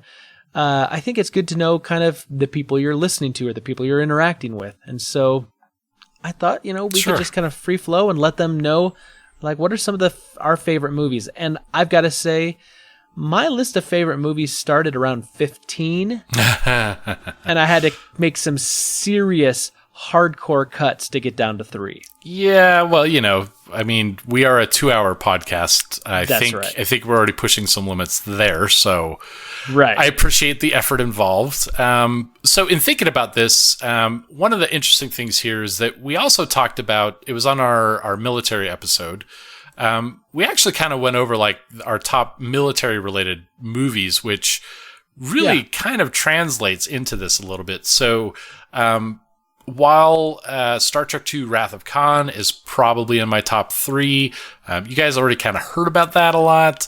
Right. Same with Saving Private Ryan. And so I didn't mention that. And then also, it barely missed the cut, but What About Bob is also on there. And that is such a fantastic movie. And I really regret that we only have like a little while, 2 hours to talk about this stuff. But those are definitely, at any given time, though, those could be in my top 3, right? Where's my mood? What did I just see most recently? Right. Yeah. So you've got to cut, right? You gotta draw the line somewhere. And here's my list of the 3 that are like my honorable mentions that just don't make the list, but depending on the day, because I didn't include Star Trek II Wrath of Khan because, like I said, we've kind of already talked about that, but Rocky. I love the first Rocky movie. I mean, Interesting. It's an amazing story, and I can almost always slot that in somewhere. Raiders of the Lost Ark. I bounced back and forth so many times trying to get to 3, and Raiders of the Lost Ark was like, it was in the 3, it was out. It was in, it was out. It was in, it was out. That movie for me hits so many check boxes. I love it for so many different reasons. But inevitably, I left it off my 3 today. And then the other one is The Godfather. And I love that movie. It's a cinematic masterpiece. It's great storytelling. But inevitably, just didn't quite make the cut. So, well, I'm sure the producers of those and directors and actors will all be sorely disappointed when they're listening to the podcast when it drops on Thursday. Yeah, Francis Ford Coppola is going to give me a call. It's just time, guys. It's just time. Don't send anyone to our houses. Right? Khartoum! So what did make the cut? That's the story here, right? So yeah. So out of all those, which I'm actually kind of surprised that Godfather didn't make the cut for you. I know you enjoyed that thoroughly. So where are you at? Where's your number 1? Now, like my top, or just like my one of my top? One of your top, whatever. Okay. So in my top 3, I'm going to put this at number 3, actually. Oh, we're going from 3 to 1. Okay, I can adjust. Well, I mean... Nope, that's fine. It's fine. Let's do that. I came up with it right now, baby. It's all new. What can I say? Woo! We're moving fast. 1984 Terminator. This movie starring, Arnold Schwarzenegger, Michael Biehn, Linda Hamilton. So the synopsis of Terminator is, disguised as a human, a cyborg assassin known as a Terminator, Arnold Schwarzenegger, travels from 2029 to 1984 to kill Sarah Connor, Linda Hamilton. Sent to protect Sarah is Kyle Reese, Michael Biehn, who divulges the coming of Skynet, an artificial intelligence system that will spark a nuclear holocaust. Sarah is targeted because Skynet knows that her unborn son will lead the fight against them. With virtually unstoppable Terminator in hot pursuit, she and Kyle attempt to escape. That would be in my top 10. The movies that I do enjoy more than that, I like so much more than that, but that is top 10 worthy for sure. It's all time. I'll tell you why this hits into my top 3. First of all, it was a low budget film. While it still had some amazing special effects, it really was a low budget film, and there was not a lot of big set pieces in this thing. But yet it's a great, gritty sci-fi movie that has kind of almost like a B movie kind of feel to it. It was before the whole franchise kicked off and James Cameron had, unlimited, boatloads of cash to make these Terminator movies. But it has a really cool element of time travel that's involved. You have the fact that the human that comes back, that's sent by the, Sarah Connor's son, John Connor, sends Kyle Reese back. And Kyle Reese ends up being the one that impregnates Sarah and is actually John's father. So you got this whole time travel thing and this, kind of causality loop that's created there. Plus you had the Terminator and this whole idea that AI has taken over. And that's become the thing in the future, and there's this huge war. It just had the military kind of feel and the time travel and, some of these, questions about, which came first, the chicken or the egg type of thing. Plus it was just an amazing movie. Even though it's old, I still love this movie. Yeah, I think it would still stand the test of time. I haven't watched it in a little while, but maybe 7 or 8 years ago I did, and doesn't it's a great feel movie. Aged. So let me give you a little trivia also to kind of go along with this. Yoda is 900 years old. That's true.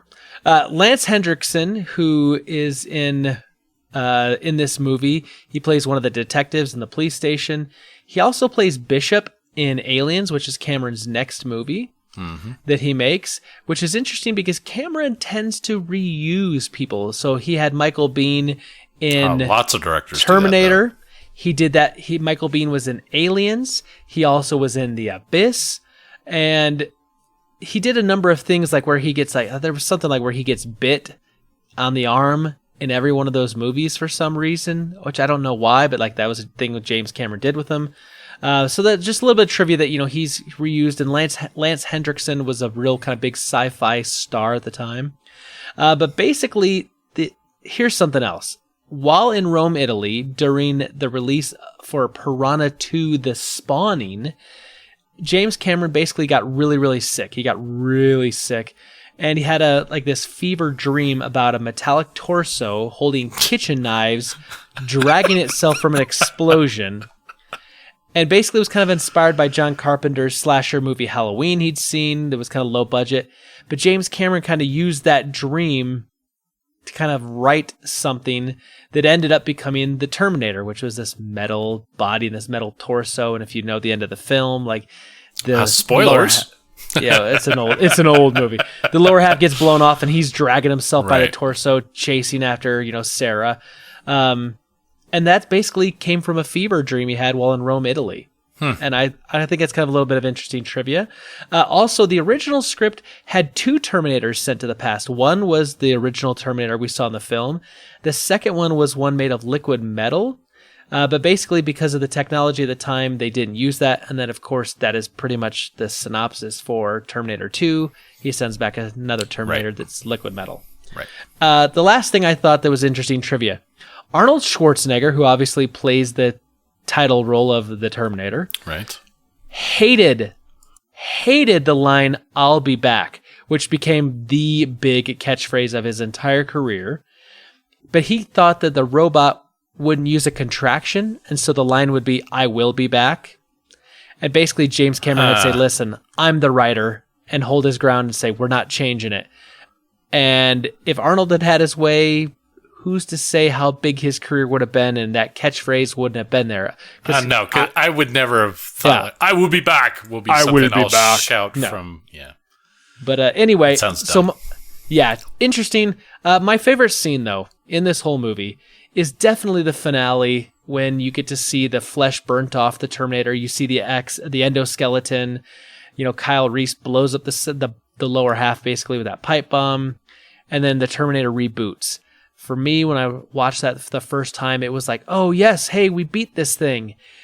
And then it comes back alive and starts dragging itself by its hands, coming after her still. Like, it is a killer robot. It is going to do everything it can until it has no power left to try to carry out its mission. And of course, it gets crushed by the hydraulic press, and that's the end of the film. You know, we see Sarah a little while later and, you know, pregnant and whatnot. But I loved that reboot, that moment. That moment for me was hands down my favorite scene in the movie.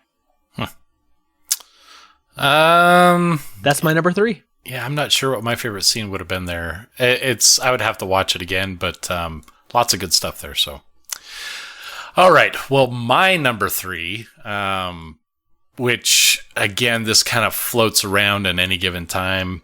I suspected for a little while that Infinity War may topple this, but then no. Yeah. I'm actually excited to watch it again. Even just talking about like all those movies that they were playing for the 10th anniversary, I really need to see Winter Soldier again. Yes. So that is my number 3, Captain America: Winter Soldier. Good call. So in movie phone voice, let's give you the synopsis for anyone who may exist that hasn't seen it yet.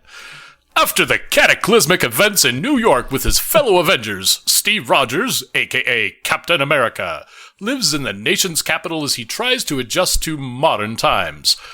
An attack on a S.H.I.E.L.D. colleague throws Rogers into a web of intrigue that places the whole world at risk. Joining forces with the Black Widow and a new ally, the Falcon, Rogers struggles to expose an ever-widening conspiracy, but he and his team soon come up against an unexpected enemy. There you go. Very movie phone guy. I like that. Thank you. So yeah, we know Chris Evans, Captain America. Yep. Anthony Mackie as the Falcon. Yes. Good old Scarlett Johansson. It's been a while since we had the lecherous gurgle. Also, Sebastian Stan as Bucky. We see Nick Fury with a primary role, Samuel L. Jackson. And then Robert Redford, who is generally Robert Redford in every role he plays, played himself as Robert Redford, but known as Alexander Pierce. Also, Gary Shandling as Senator Stern. I went through the cast list of this. There are so many people that were in this movie for names I recognize. It was ridiculous. So anyway, a couple things of trivia. So we know Anthony Mackie as the Falcon. Initially, I actually wasn't even really... I didn't necessarily really like the character, but they've definitely matured him a bit. Anyway, he almost didn't make it into the movie, or wouldn't have made it into the movie. They have a pretty strict casting policy, that kind of thing. So anyway, he wrote a series of email pleas to Marvel, wanting to play any comic character that would appear in the film. He's always dreamed of being in the Marvel stuff. So the studio repeatedly replies to him that they'll respond in due time. However, somehow Mackie's emails got the attention of one Kevin Feige, who subsequently offered him the role of Sam Wilson, a.k.a. the Falcon. So, nice. So there's a lesson there. You know what? Even if there are rules, as long as you're not harming somebody, if you're passionate about something, do not give up. You could be the Falcon. Right. I like that. Another tidbit here, Natasha Romanoff, a.k.a. Black Widow. She, in several scenes in the movie, she's wearing a necklace with an arrow in it. It's Clint Barton. Well, it's a reference to Hawkeye. Yeah. Yeah. Okay. So anyway, I never really noticed that, but now next time I'm watching the movie, I'm gonna have to look for it. But anyway, that was her idea as well. So. I've got a few things here because this was just like rolling with trivia. So, Sebastian Stan, during filming, would walk around all day practicing his moves with a plastic knife because he wanted the movements to feel natural. Okay. If I'm a cast member, I'm giving him some distance in that, right? Yeah, little too method is what you're saying. Yeah, because I mean, you can still poke somebody pretty hard with a plastic, kitchen knife. But and then the last thing. So I don't know if you remember at the very first of the movie, he's got this list of things that he needs to catch up on. Yeah. And that actually kind of became a meme for a little bit. Like what would you put on your list? for catching up, or what should Captain America put on his list. Anyway, turns out that catch-up list actually varies from country to country in viewing. I did know this. So the U.S. one has certain things. All of them have Thai food, Star Wars and Star Trek, Nirvana, Rocky, Rocky II, and Trouble Man. However, the U.S. version also has I Love Lucy, Moon Landing, Berlin Wall, Steve Jobs, and Disco. But then, like, the South Korean version mentions the movie Old Boy, I guess. Okay, yeah. I barely remember that. Dance Dance Revolution, the 2002 World Cup, and soccer player Yi Sung Park, I guess. Latin America version mentions Shakira, Chilean Miners Rescue, and Maradona's Hand of God. So, like, very different pop culture and history references for that. And I think, obviously in different languages that it makes sense for them to kind of move it over, but it's a nice touch that they would kind of, localize that for whatever audiences. Yeah, it's kind of a cool little Easter egg. Yeah. So, yeah. I like that. I like it a lot. So, do you have like a favorite scene from Winter Soldier? Oh, I guess we were talking about that stuff. The car chase with Nick Fury in his SUV. That to me just like that was the moment that maybe without that it would be a little more difficult to say. But I've said on the podcast, you've said on the podcast, I've said to other friends, this was a really great action movie. Yes, even without the superhero elements involved. And that car chase just really put a pin in that. And I love that it was kind of marvelized with, Nick Fury's tech for the vehicle and stuff. And the trouble is like, there's so many really great scenes in this movie that it really would have been hard to pick just one. But that was the one where I was like, kind of like my hands were like tightened up into fists. And I'm like almost ready to root for Nick Fury and that kind of thing. And it just got my adrenaline pumped. Nice. Yeah. Man, I'd have to say the elevator fight scene. I was going to just say the elevator would probably be number 2. Yeah, that's a real good scene. Okay, so my number 2 movie. Now, this number 2 movie is not a mobile movie. This does not change for me. This permanently sits at number 2. And it's a comedy, which most of the time, I think, if you ask most people their top 10 movies, you may get a comedy that's going to crack maybe around 7, 8, 9, but usually you get actions or dramas or, big superhero movies towards the top. Ghostbusters, 1984. Yes. That's also in the top 10. That movie for me is my number 2 of all time, and it always stays at number 2. It does not move.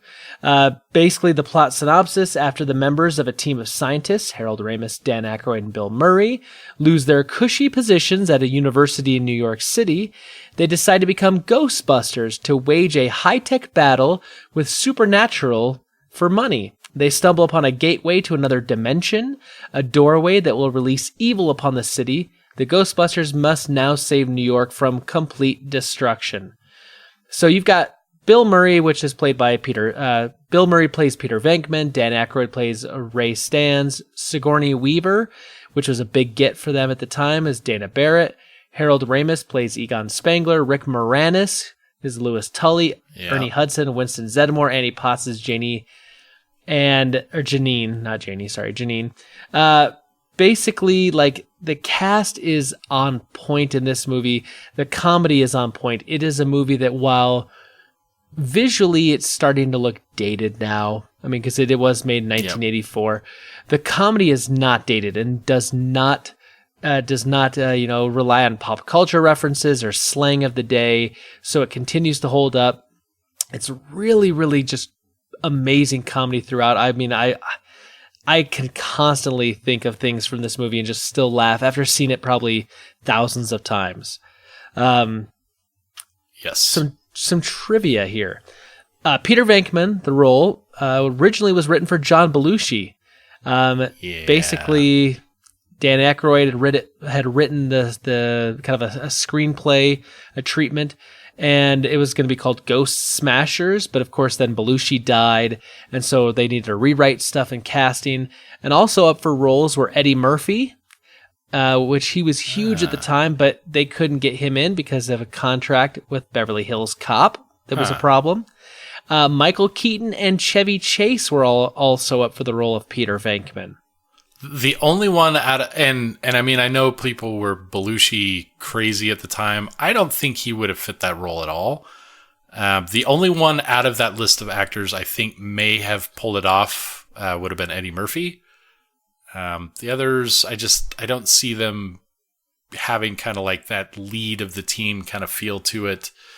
Because I mean, you had everyone had their role to play in that. You had Egon was definitely the straight man, right?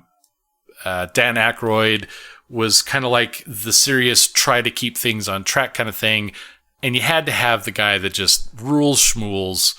Right. Bill Murray was so perfect in that. I could see Eddie Murphy doing that based on a couple of his other roles, but I'm glad Bill Murray got it. Definitely did not disappoint. No, Bill Murray's perfect for that role. But the unique thing is Bill Murray has a very deadpan kind of delivery. Right. And Chevy Chase kind of could have fit in towards that, but like Michael Keaton at the time was doing like stuff like Mr. Mom, and so he was kind of like more wacky, zany, which would have been a little different. And I actually can't see Eddie Murphy in that role just because Eddie was Eddie. He's a little too hyper than kind of the Bill Murray delivery. But I mean, I guess if you rewrote it, it could have been different. But anyway. Here's some other trivia. As a marketing stunt, and I love this, in the original release, Ivan Reitman went back and re-edited the TV commercial that's featured in the trailer to actually flash a working 1-800 number. So when people called in, they heard a pre-recorded message from Dan Aykroyd and Bill Murray saying they were too busy catching ghosts to pick up the phone. Hey-yo. So a little viral guerrilla marketing way back when in 1984. Also, many of the montage sequences where the gang is like running around New York were actually shot without permits. And in one particular shot, you could actually see a real security guard. Right? You can actually see a real security guard chasing after them, which is funny because I actually read a few things for some other movies where we had kind of the same thing where you got, guys that are filming and just kind of, well, we got to get this shot. Let's just do this. That happened on the Terminator set a few times as well. Like they had to keep like some like regular clothes for Arnold. And that at one point they were filming somewhere on location and they had a student there. So it was like a student filmmaker or whatever. And basically they had to convince this cop that it was a student film project and that's why they didn't have a permit. And it was a major motion picture. Yeah. Anyway, that's funny because I used to work at a 7-Eleven downtown on I think it was 8th South and West Temple. Yeah. And there was a car that went zooming by, probably easily like 70, 80 miles an hour down 800 South. And then there was another car right behind it keeping up that had like a movie kit on it, whatever you'd call that. Like right. they were filming it from behind at the speed. And the crew, I guess the crew car, they got pulled over. So so I have no idea what movie that was. I want to know what movie it was. I want to see the scene. But yeah, so anyway, they do dumb stuff all the time. So my favorite scene in Ghostbusters, and there are many for me to choose from, but my favorite scene is when they get the first call. Right, they finally get a call that there's a ghost that they need to go, and Jeannie's like, "We got one," and then hits the thing, and they play the music, da da da da da da da, and they all slide down the banister, down the fireman's pole, and they're getting out, and you hear the klaxon of the Ecto-1, and they're rolling out, and then they get there, and like the next thing is you see them like running into the hotel, and they come up against like a hotel guest, and he says, "What are you supposed to be, some kind of cosmonaut?" And Venkman says, "No, we're exterminators. Someone saw a cockroach up on the 12th. And the guest says, "No, it's got to be some cockroach." He says, "Bite your head off, man." And so like just this awesome play. But then the next thing is you see them in the elevator and it's like they're listening to Muzak and they're just kind of like, just kind of hanging out like twiddling. It's like, because it's real. It's real. That would be what you would have to do. and they all have to cram into that elevator and whatnot. But it's funny. It's just funny as all get out. That's my favorite scene. I would love to know if that was actually Bill Murray's line or not, because I know they improvised a lot of that movie. Right. My favorite scene, though, is definitely the finale where they're all up in this epic, you've got this god coming through this portal kind of thing, and right. everything is really kind of kicked up to the next. Gozerian. Yeah, this is no longer just a simple comedy movie. Stuff's got real. And then Stay Puft Marshmallow Man. Right. Just the most totally preposterous thing ever, and just all of their lines delivered through that. I tried to think of the most harmless thing I could possibly think of. The Stay Puft Marshmallow Man. You know what the interesting thing about this movie for me is that it could have so easily gotten real heavy on the, here's this interdimensional being, this demigod that's coming through, and we got these dog people. Like, they could have focused way on that, and the humor could have easily been drowned out. Or vice versa, the film could have easily gone to the slapstick goofiness, and you wouldn't have felt the drama and the tension of like what the plot kind of is going on. Right. But they found a way to really kind of thread that line so that both worked and one didn't overshadow the other. And I love that about this movie. For sure. All right. Let's see. What do I have up next? Oh, yes. So when I've told this brief little story before, but when I used to manage a Blockbuster Video, when everybody, when they ask for recommendations, I'd ask what they want, and if they want kind of like a feel-good tearjerker, Pearl Harbor. I'm sorry, I am done with this podcast. I'm going away now. I actually thought you were going to say it and that you had guessed, but no, pay it forward.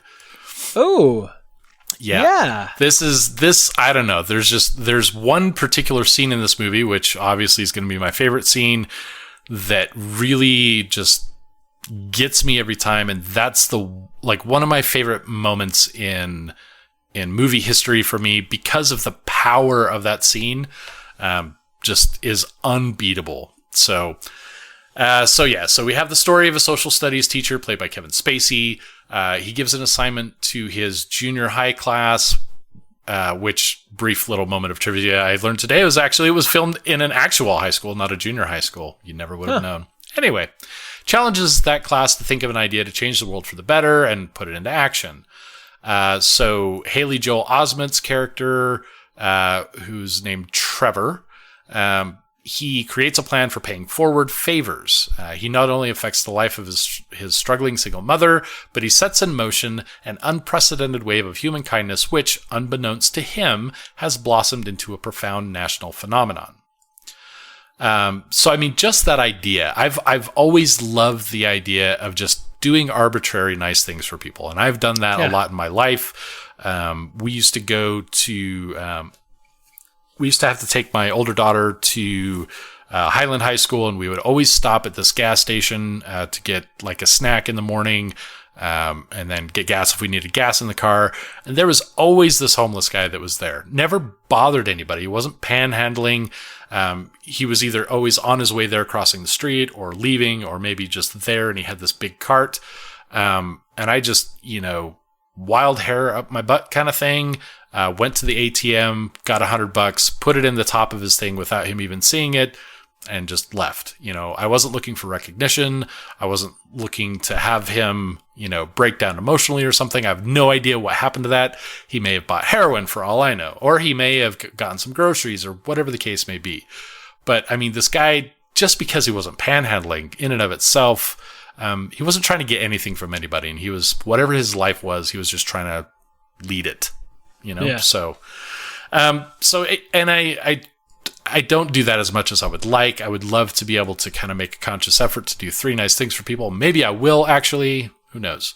But that idea, it's so simple. Do 3 nice things for people. Ask them to do the same thing.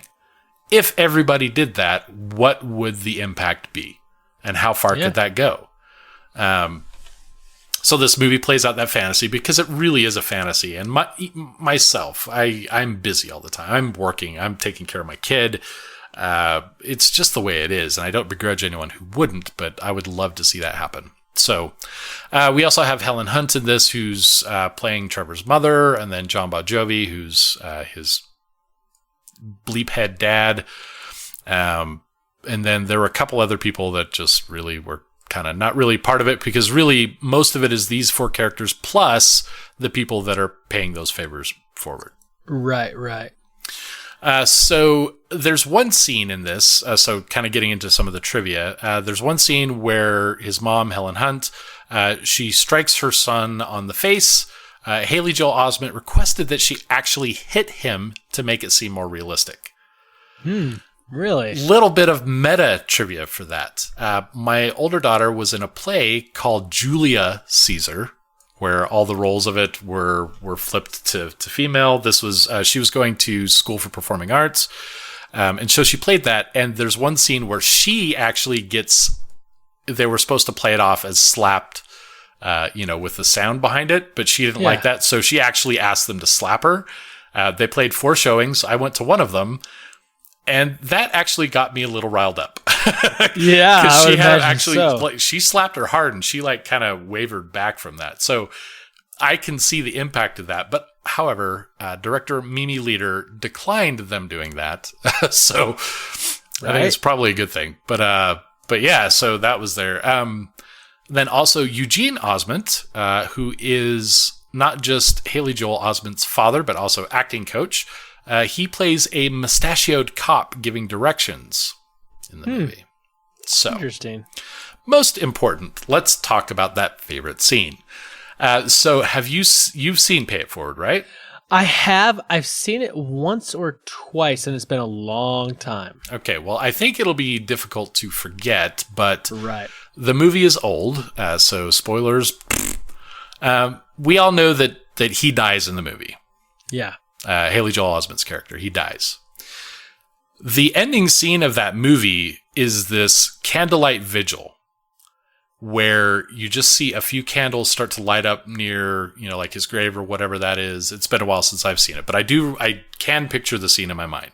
You see a few candles, and then you just see a few more candles, and you see all these other candles, and there's like hundreds of people at this vigil, and just like the music, the theme of it, the way that all just transpired, it was not just a sentiment for this kid who was like really important to all these things. It was a representation of the impact of the story. Like you could quantify all the good that he did with this because you could count the candles kind of thing. Right. And that scene just unraveled so spectacularly. I am not afraid or ashamed to admit the first time I watched that, I bawled my freaking head off as an adult. Yeah. I just loved how that kind of became the culmination of the entire story, not just the one character that, everybody loved and he died, and that's heart-wrenching as it is, but it just really kind of made that impact clear, and that resonates to me to this day. What I loved about that movie, though, was that I think it actually had a real-world impact. Like, I remember talking to people who saw this movie and that meant something to them, and so they went out of their way to try to pay it forward and be nice and generous to people. Yes. And I love that we can have that in the media sometimes where something can happen. I mean, let's be honest. It's a movie. You pay money, you go plop it down, you buy some popcorn, you watch this thing in the theater. But if it can have that kind of a profound effect where it can actually change people's behavior to be more kind, to be more generous, to be more loving of others, that is an amazing thing that art and cinema can do from time to time. And I love that about this movie. So are you saying that they need to re-release it to call back to the previous conversation? I mean, I'd go see it with you if they did it. I would love to have a movie like this come out right now, because I know things are difficult for a lot of people and for a lot of different reasons. And this is the information age of the internet, where that wasn't even a thing back then. Not as prevalent as it is now. I mean, imagine the impact it would have now with Twitter and Facebook and Instagram and all that kind of stuff. And could be cool. Anyway. I'm all choked up. And let's take a breath. All right, my number one. This is always my number one. It never leaves the number one spot. This is 1980s Empire Strikes Back. Expected. Right. I mean, if you know me at all, you know that that's going to be the call. So this obviously is the second film in the original trilogy, what we have to call the original trilogy now. The fifth in the chronology. Right. Basically, the synopsis. The adventure continues in this Star Wars sequel. Luke Skywalker, played by Mark Hamill, Han Solo, Harrison Ford, and Princess Leia, Carrie Fisher, and Chewbacca, Peter Mayhew, face attack by the Imperial forces and its AT-AT walkers on the ice planet Hoth. While Han and Leia escape in the Millennium Falcon, Luke travels to Dagobah in search of Yoda. Only with the Jedi Master's help will Luke survive when the dark side of the Force beckons him into the ultimate duel with Darth Vader. Now, for me, this movie is wonderful storytelling. It expounds upon the first film. It increases the breadth and depth of what will become the entire Star Wars universe. It has an amazing plot twist, which now, people look back and, they kind of, hem and haw about it because we see plot twists in so many films and TV shows. I mean, right. There's directors, looking at you, Mr. Sixth Sense, Mr. Split, Mr. M. Night Shyamalan Ding Dong. Yeah, I mean, he makes his whole career on twist endings, right? But the twist reveal that Darth Vader was Luke Skywalker's father in Empire Strikes Back was a big, big, big event. It had, a big impact in movies and in this franchise, and it had people talking about it for a long, long, long time. The other thing about this movie that really stands out is I love a good score. I love a good score. I have listened to this score for this movie over and over and over and over and over again. You can just put the score in front of me, let me listen, and I can visually replay the entire movie or pick a spot in the score and play it for me, and I know where that's at exactly in the movie. We might make that a thing. We could, and I would do it because it is part of it's a character for me in the film. It's my number one of all time. I mean, that's not a stretch. Most of our super friends probably would see this coming. But let me give you a little bit of trivia. Some of the stuff you probably may know, but some of it you may not. So we all know that Han's "I know" line to Leia, right, when they're in the Cloud City and he's getting ready to be put in carbonite. We know that was ad-libbed by Harrison Ford. Basically, he hated Lucas's line of "I love you too." He thought it was weak. He thought it was just bad writing. And Harrison Ford was a critic of George Lucas's writing. And so that's why he lived the "I know" line. What's interesting, I think some people may not know, we know Frank Oz was the voice of Yoda. Mm-hmm. He also worked with Jim Henson. He was the voice of Miss Piggy and a bunch of others. But she wasn't in this movie, was she? No, she was not. Oh, okay. But he also did all of the puppetry for Yoda on this movie. This is back before we were using CGI. It was actually live puppets. And Frank Oz did all the actual puppetry as well as the voice.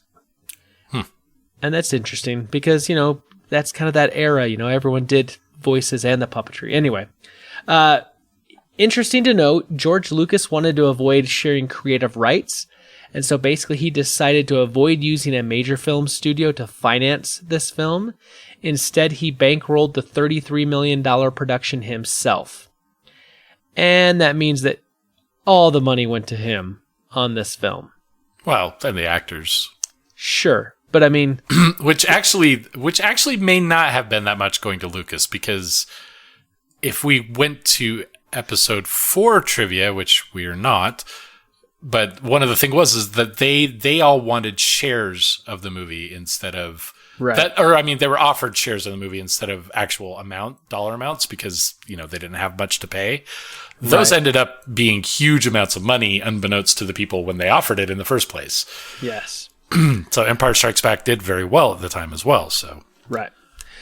Empire actually is the first movie in the Star Wars movies to have a number in its opening credits because it was given episode 5, The Empire Strikes Back.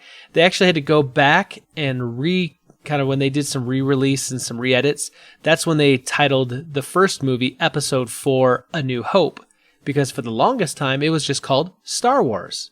Now, I seem to recall that being part of the original crawl, though, that it was Episode 4 originally. It was not in the one that was theatrically released. It was just Star Wars. There was no A New Hope. There was no Episode 4.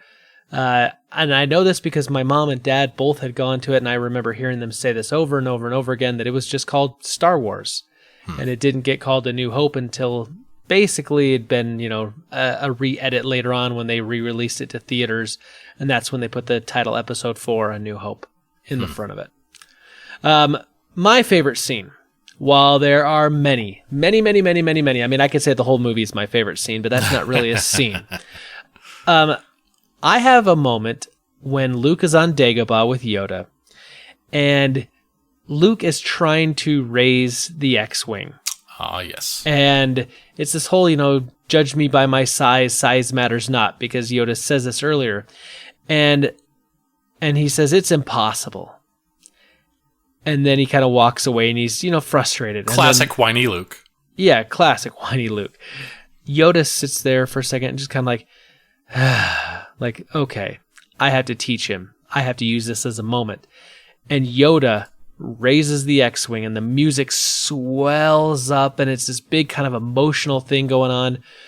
And then Luke kind of comes back and, he sees the X-Wing and he's got his hand on it, he's checking it over. He's like, I don't believe it.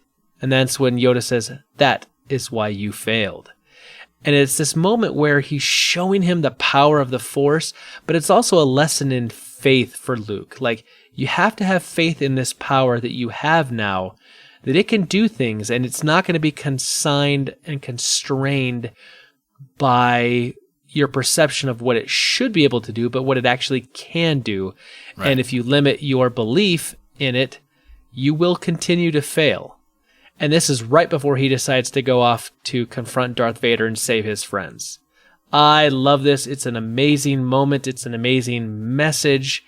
And it's one of my favorite scenes in the movie. Huh. There are lots for me. Lots as well. My second best would, and I won't go into detail with it, but just like Vader's attitude on Bespin. Oh, it's amazing. That was when I became a Vader fanatic. Pure villainous. But it was pure. But it was calculated villainous. Like, he wasn't this monster. It was like, I'm in control of you, bees, and right. I've got you right where I want you. Pray I don't alter it any further.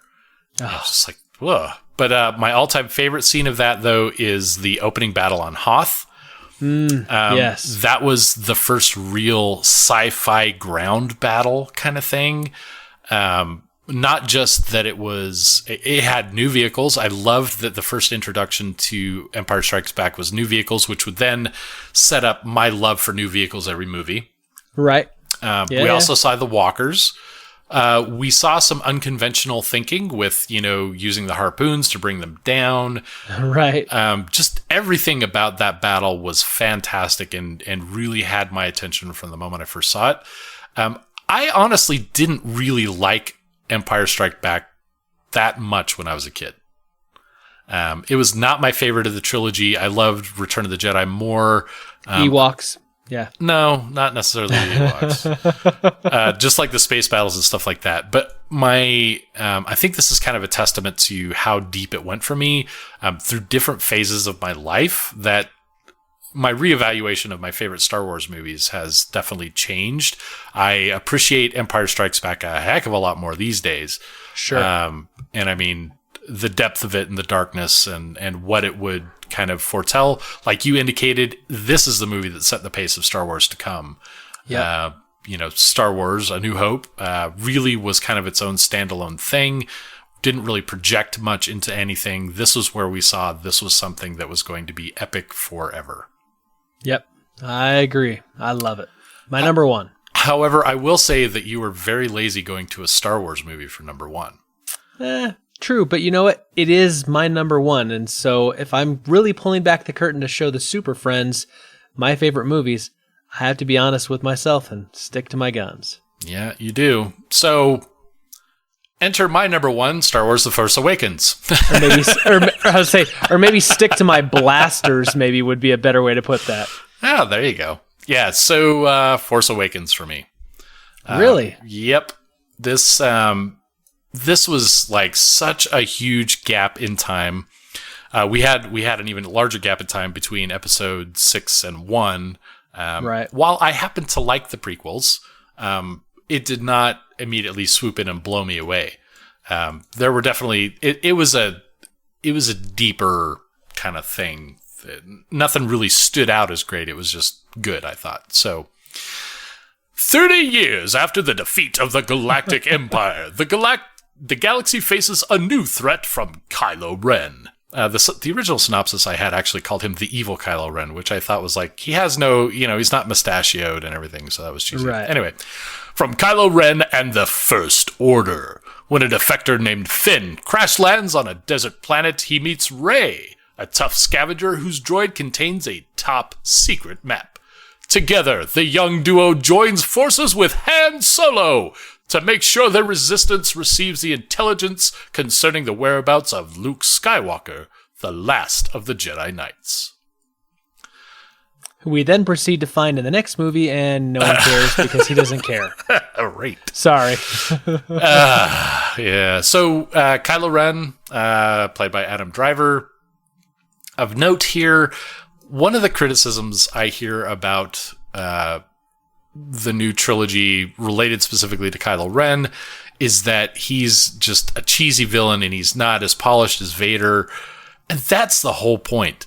We're not seeing this guy who's already risen to darkness with his Emperor Master and all that kind of stuff. This is someone who's raw hate. Yeah. And that raw hate, I think, is what had been missing from the evilness of the Star Wars universe. Even the Emperor was collected. This is like, we're seeing this young villain in the first of a trilogy. We're going to see him grow. He's angry, and we see the embodiment of the Force in that anger. We get to see the real dark side come out. Even like Vader in Rogue One, that very, very end of that was much more aggressive than we had seen Vader be before. And I love that tone of the dark side. And I just love Kylo Ren's story, even though I'm not a fan of The Last Jedi.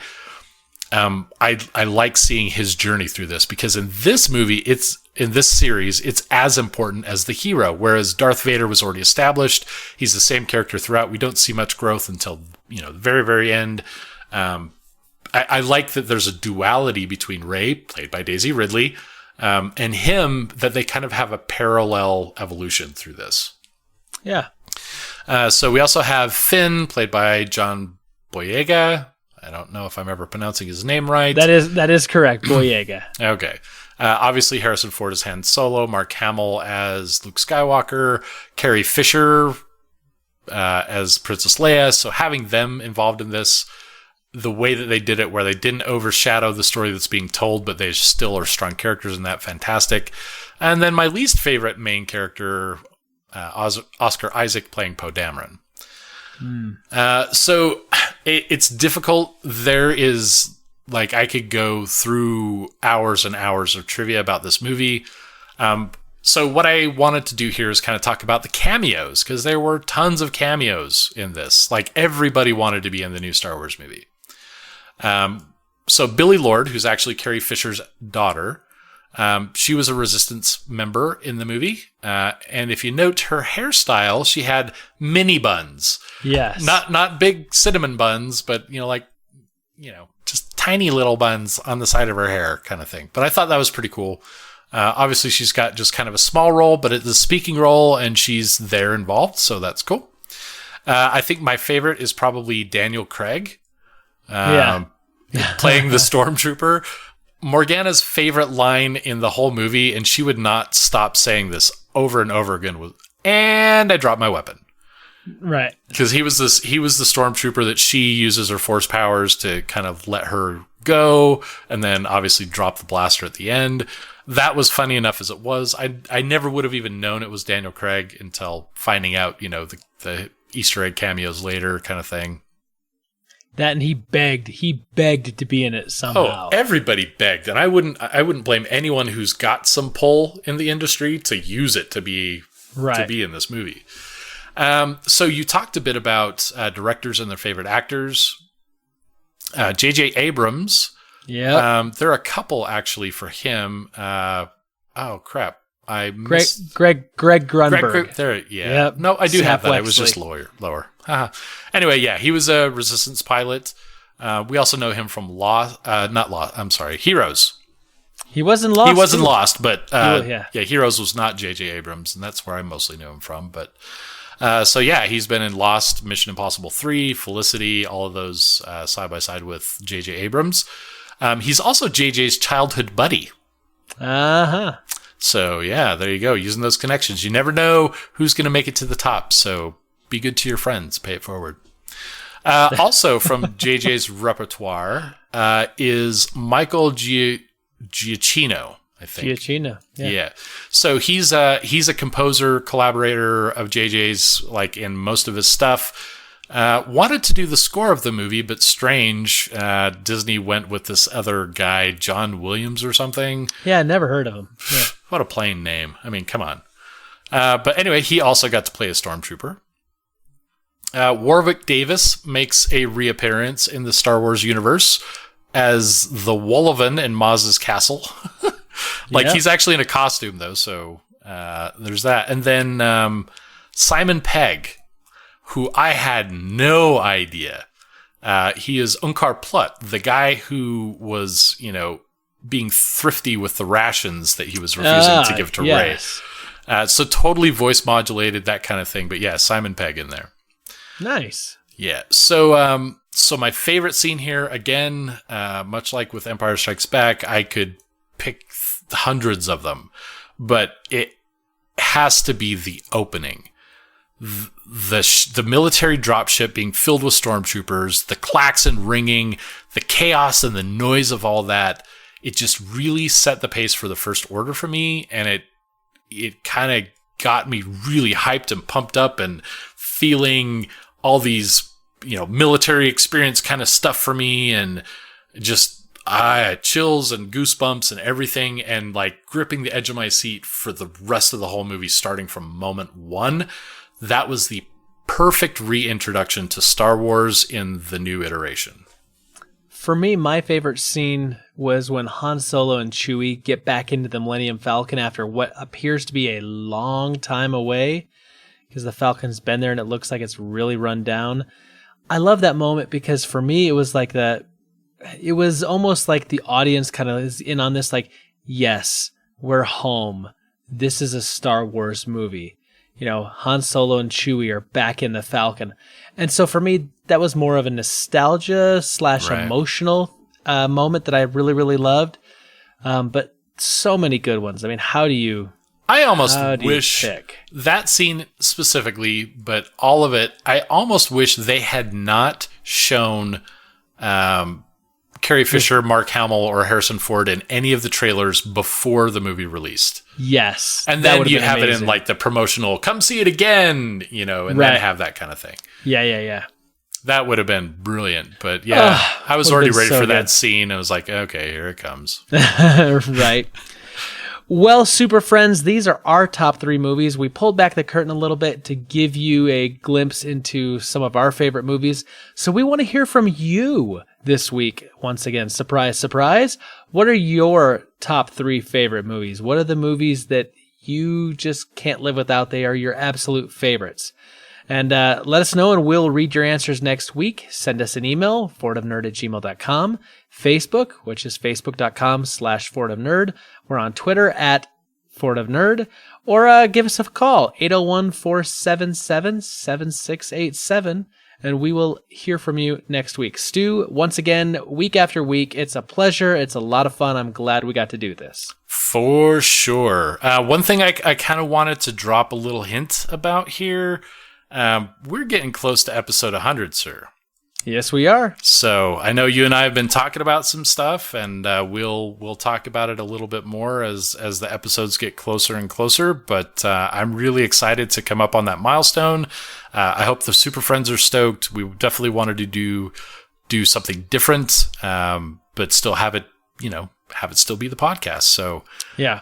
we'll see what happens from that, and love to have the Super Friends get pumped and get ready to kind of let us know what you think of the podcast all after 100 freaking episodes, and exciting stuff coming up. Yeah, absolutely. Absolutely. I can't wait for 100 and beyond. Da, da, da, da, da. I just Well, composed that right now. There you go. Hey, that was perfect. Well, from Stu and myself here at the Fortress of the Nerditude, to all of you out there, wherever you may be, may the Force be with you. Always.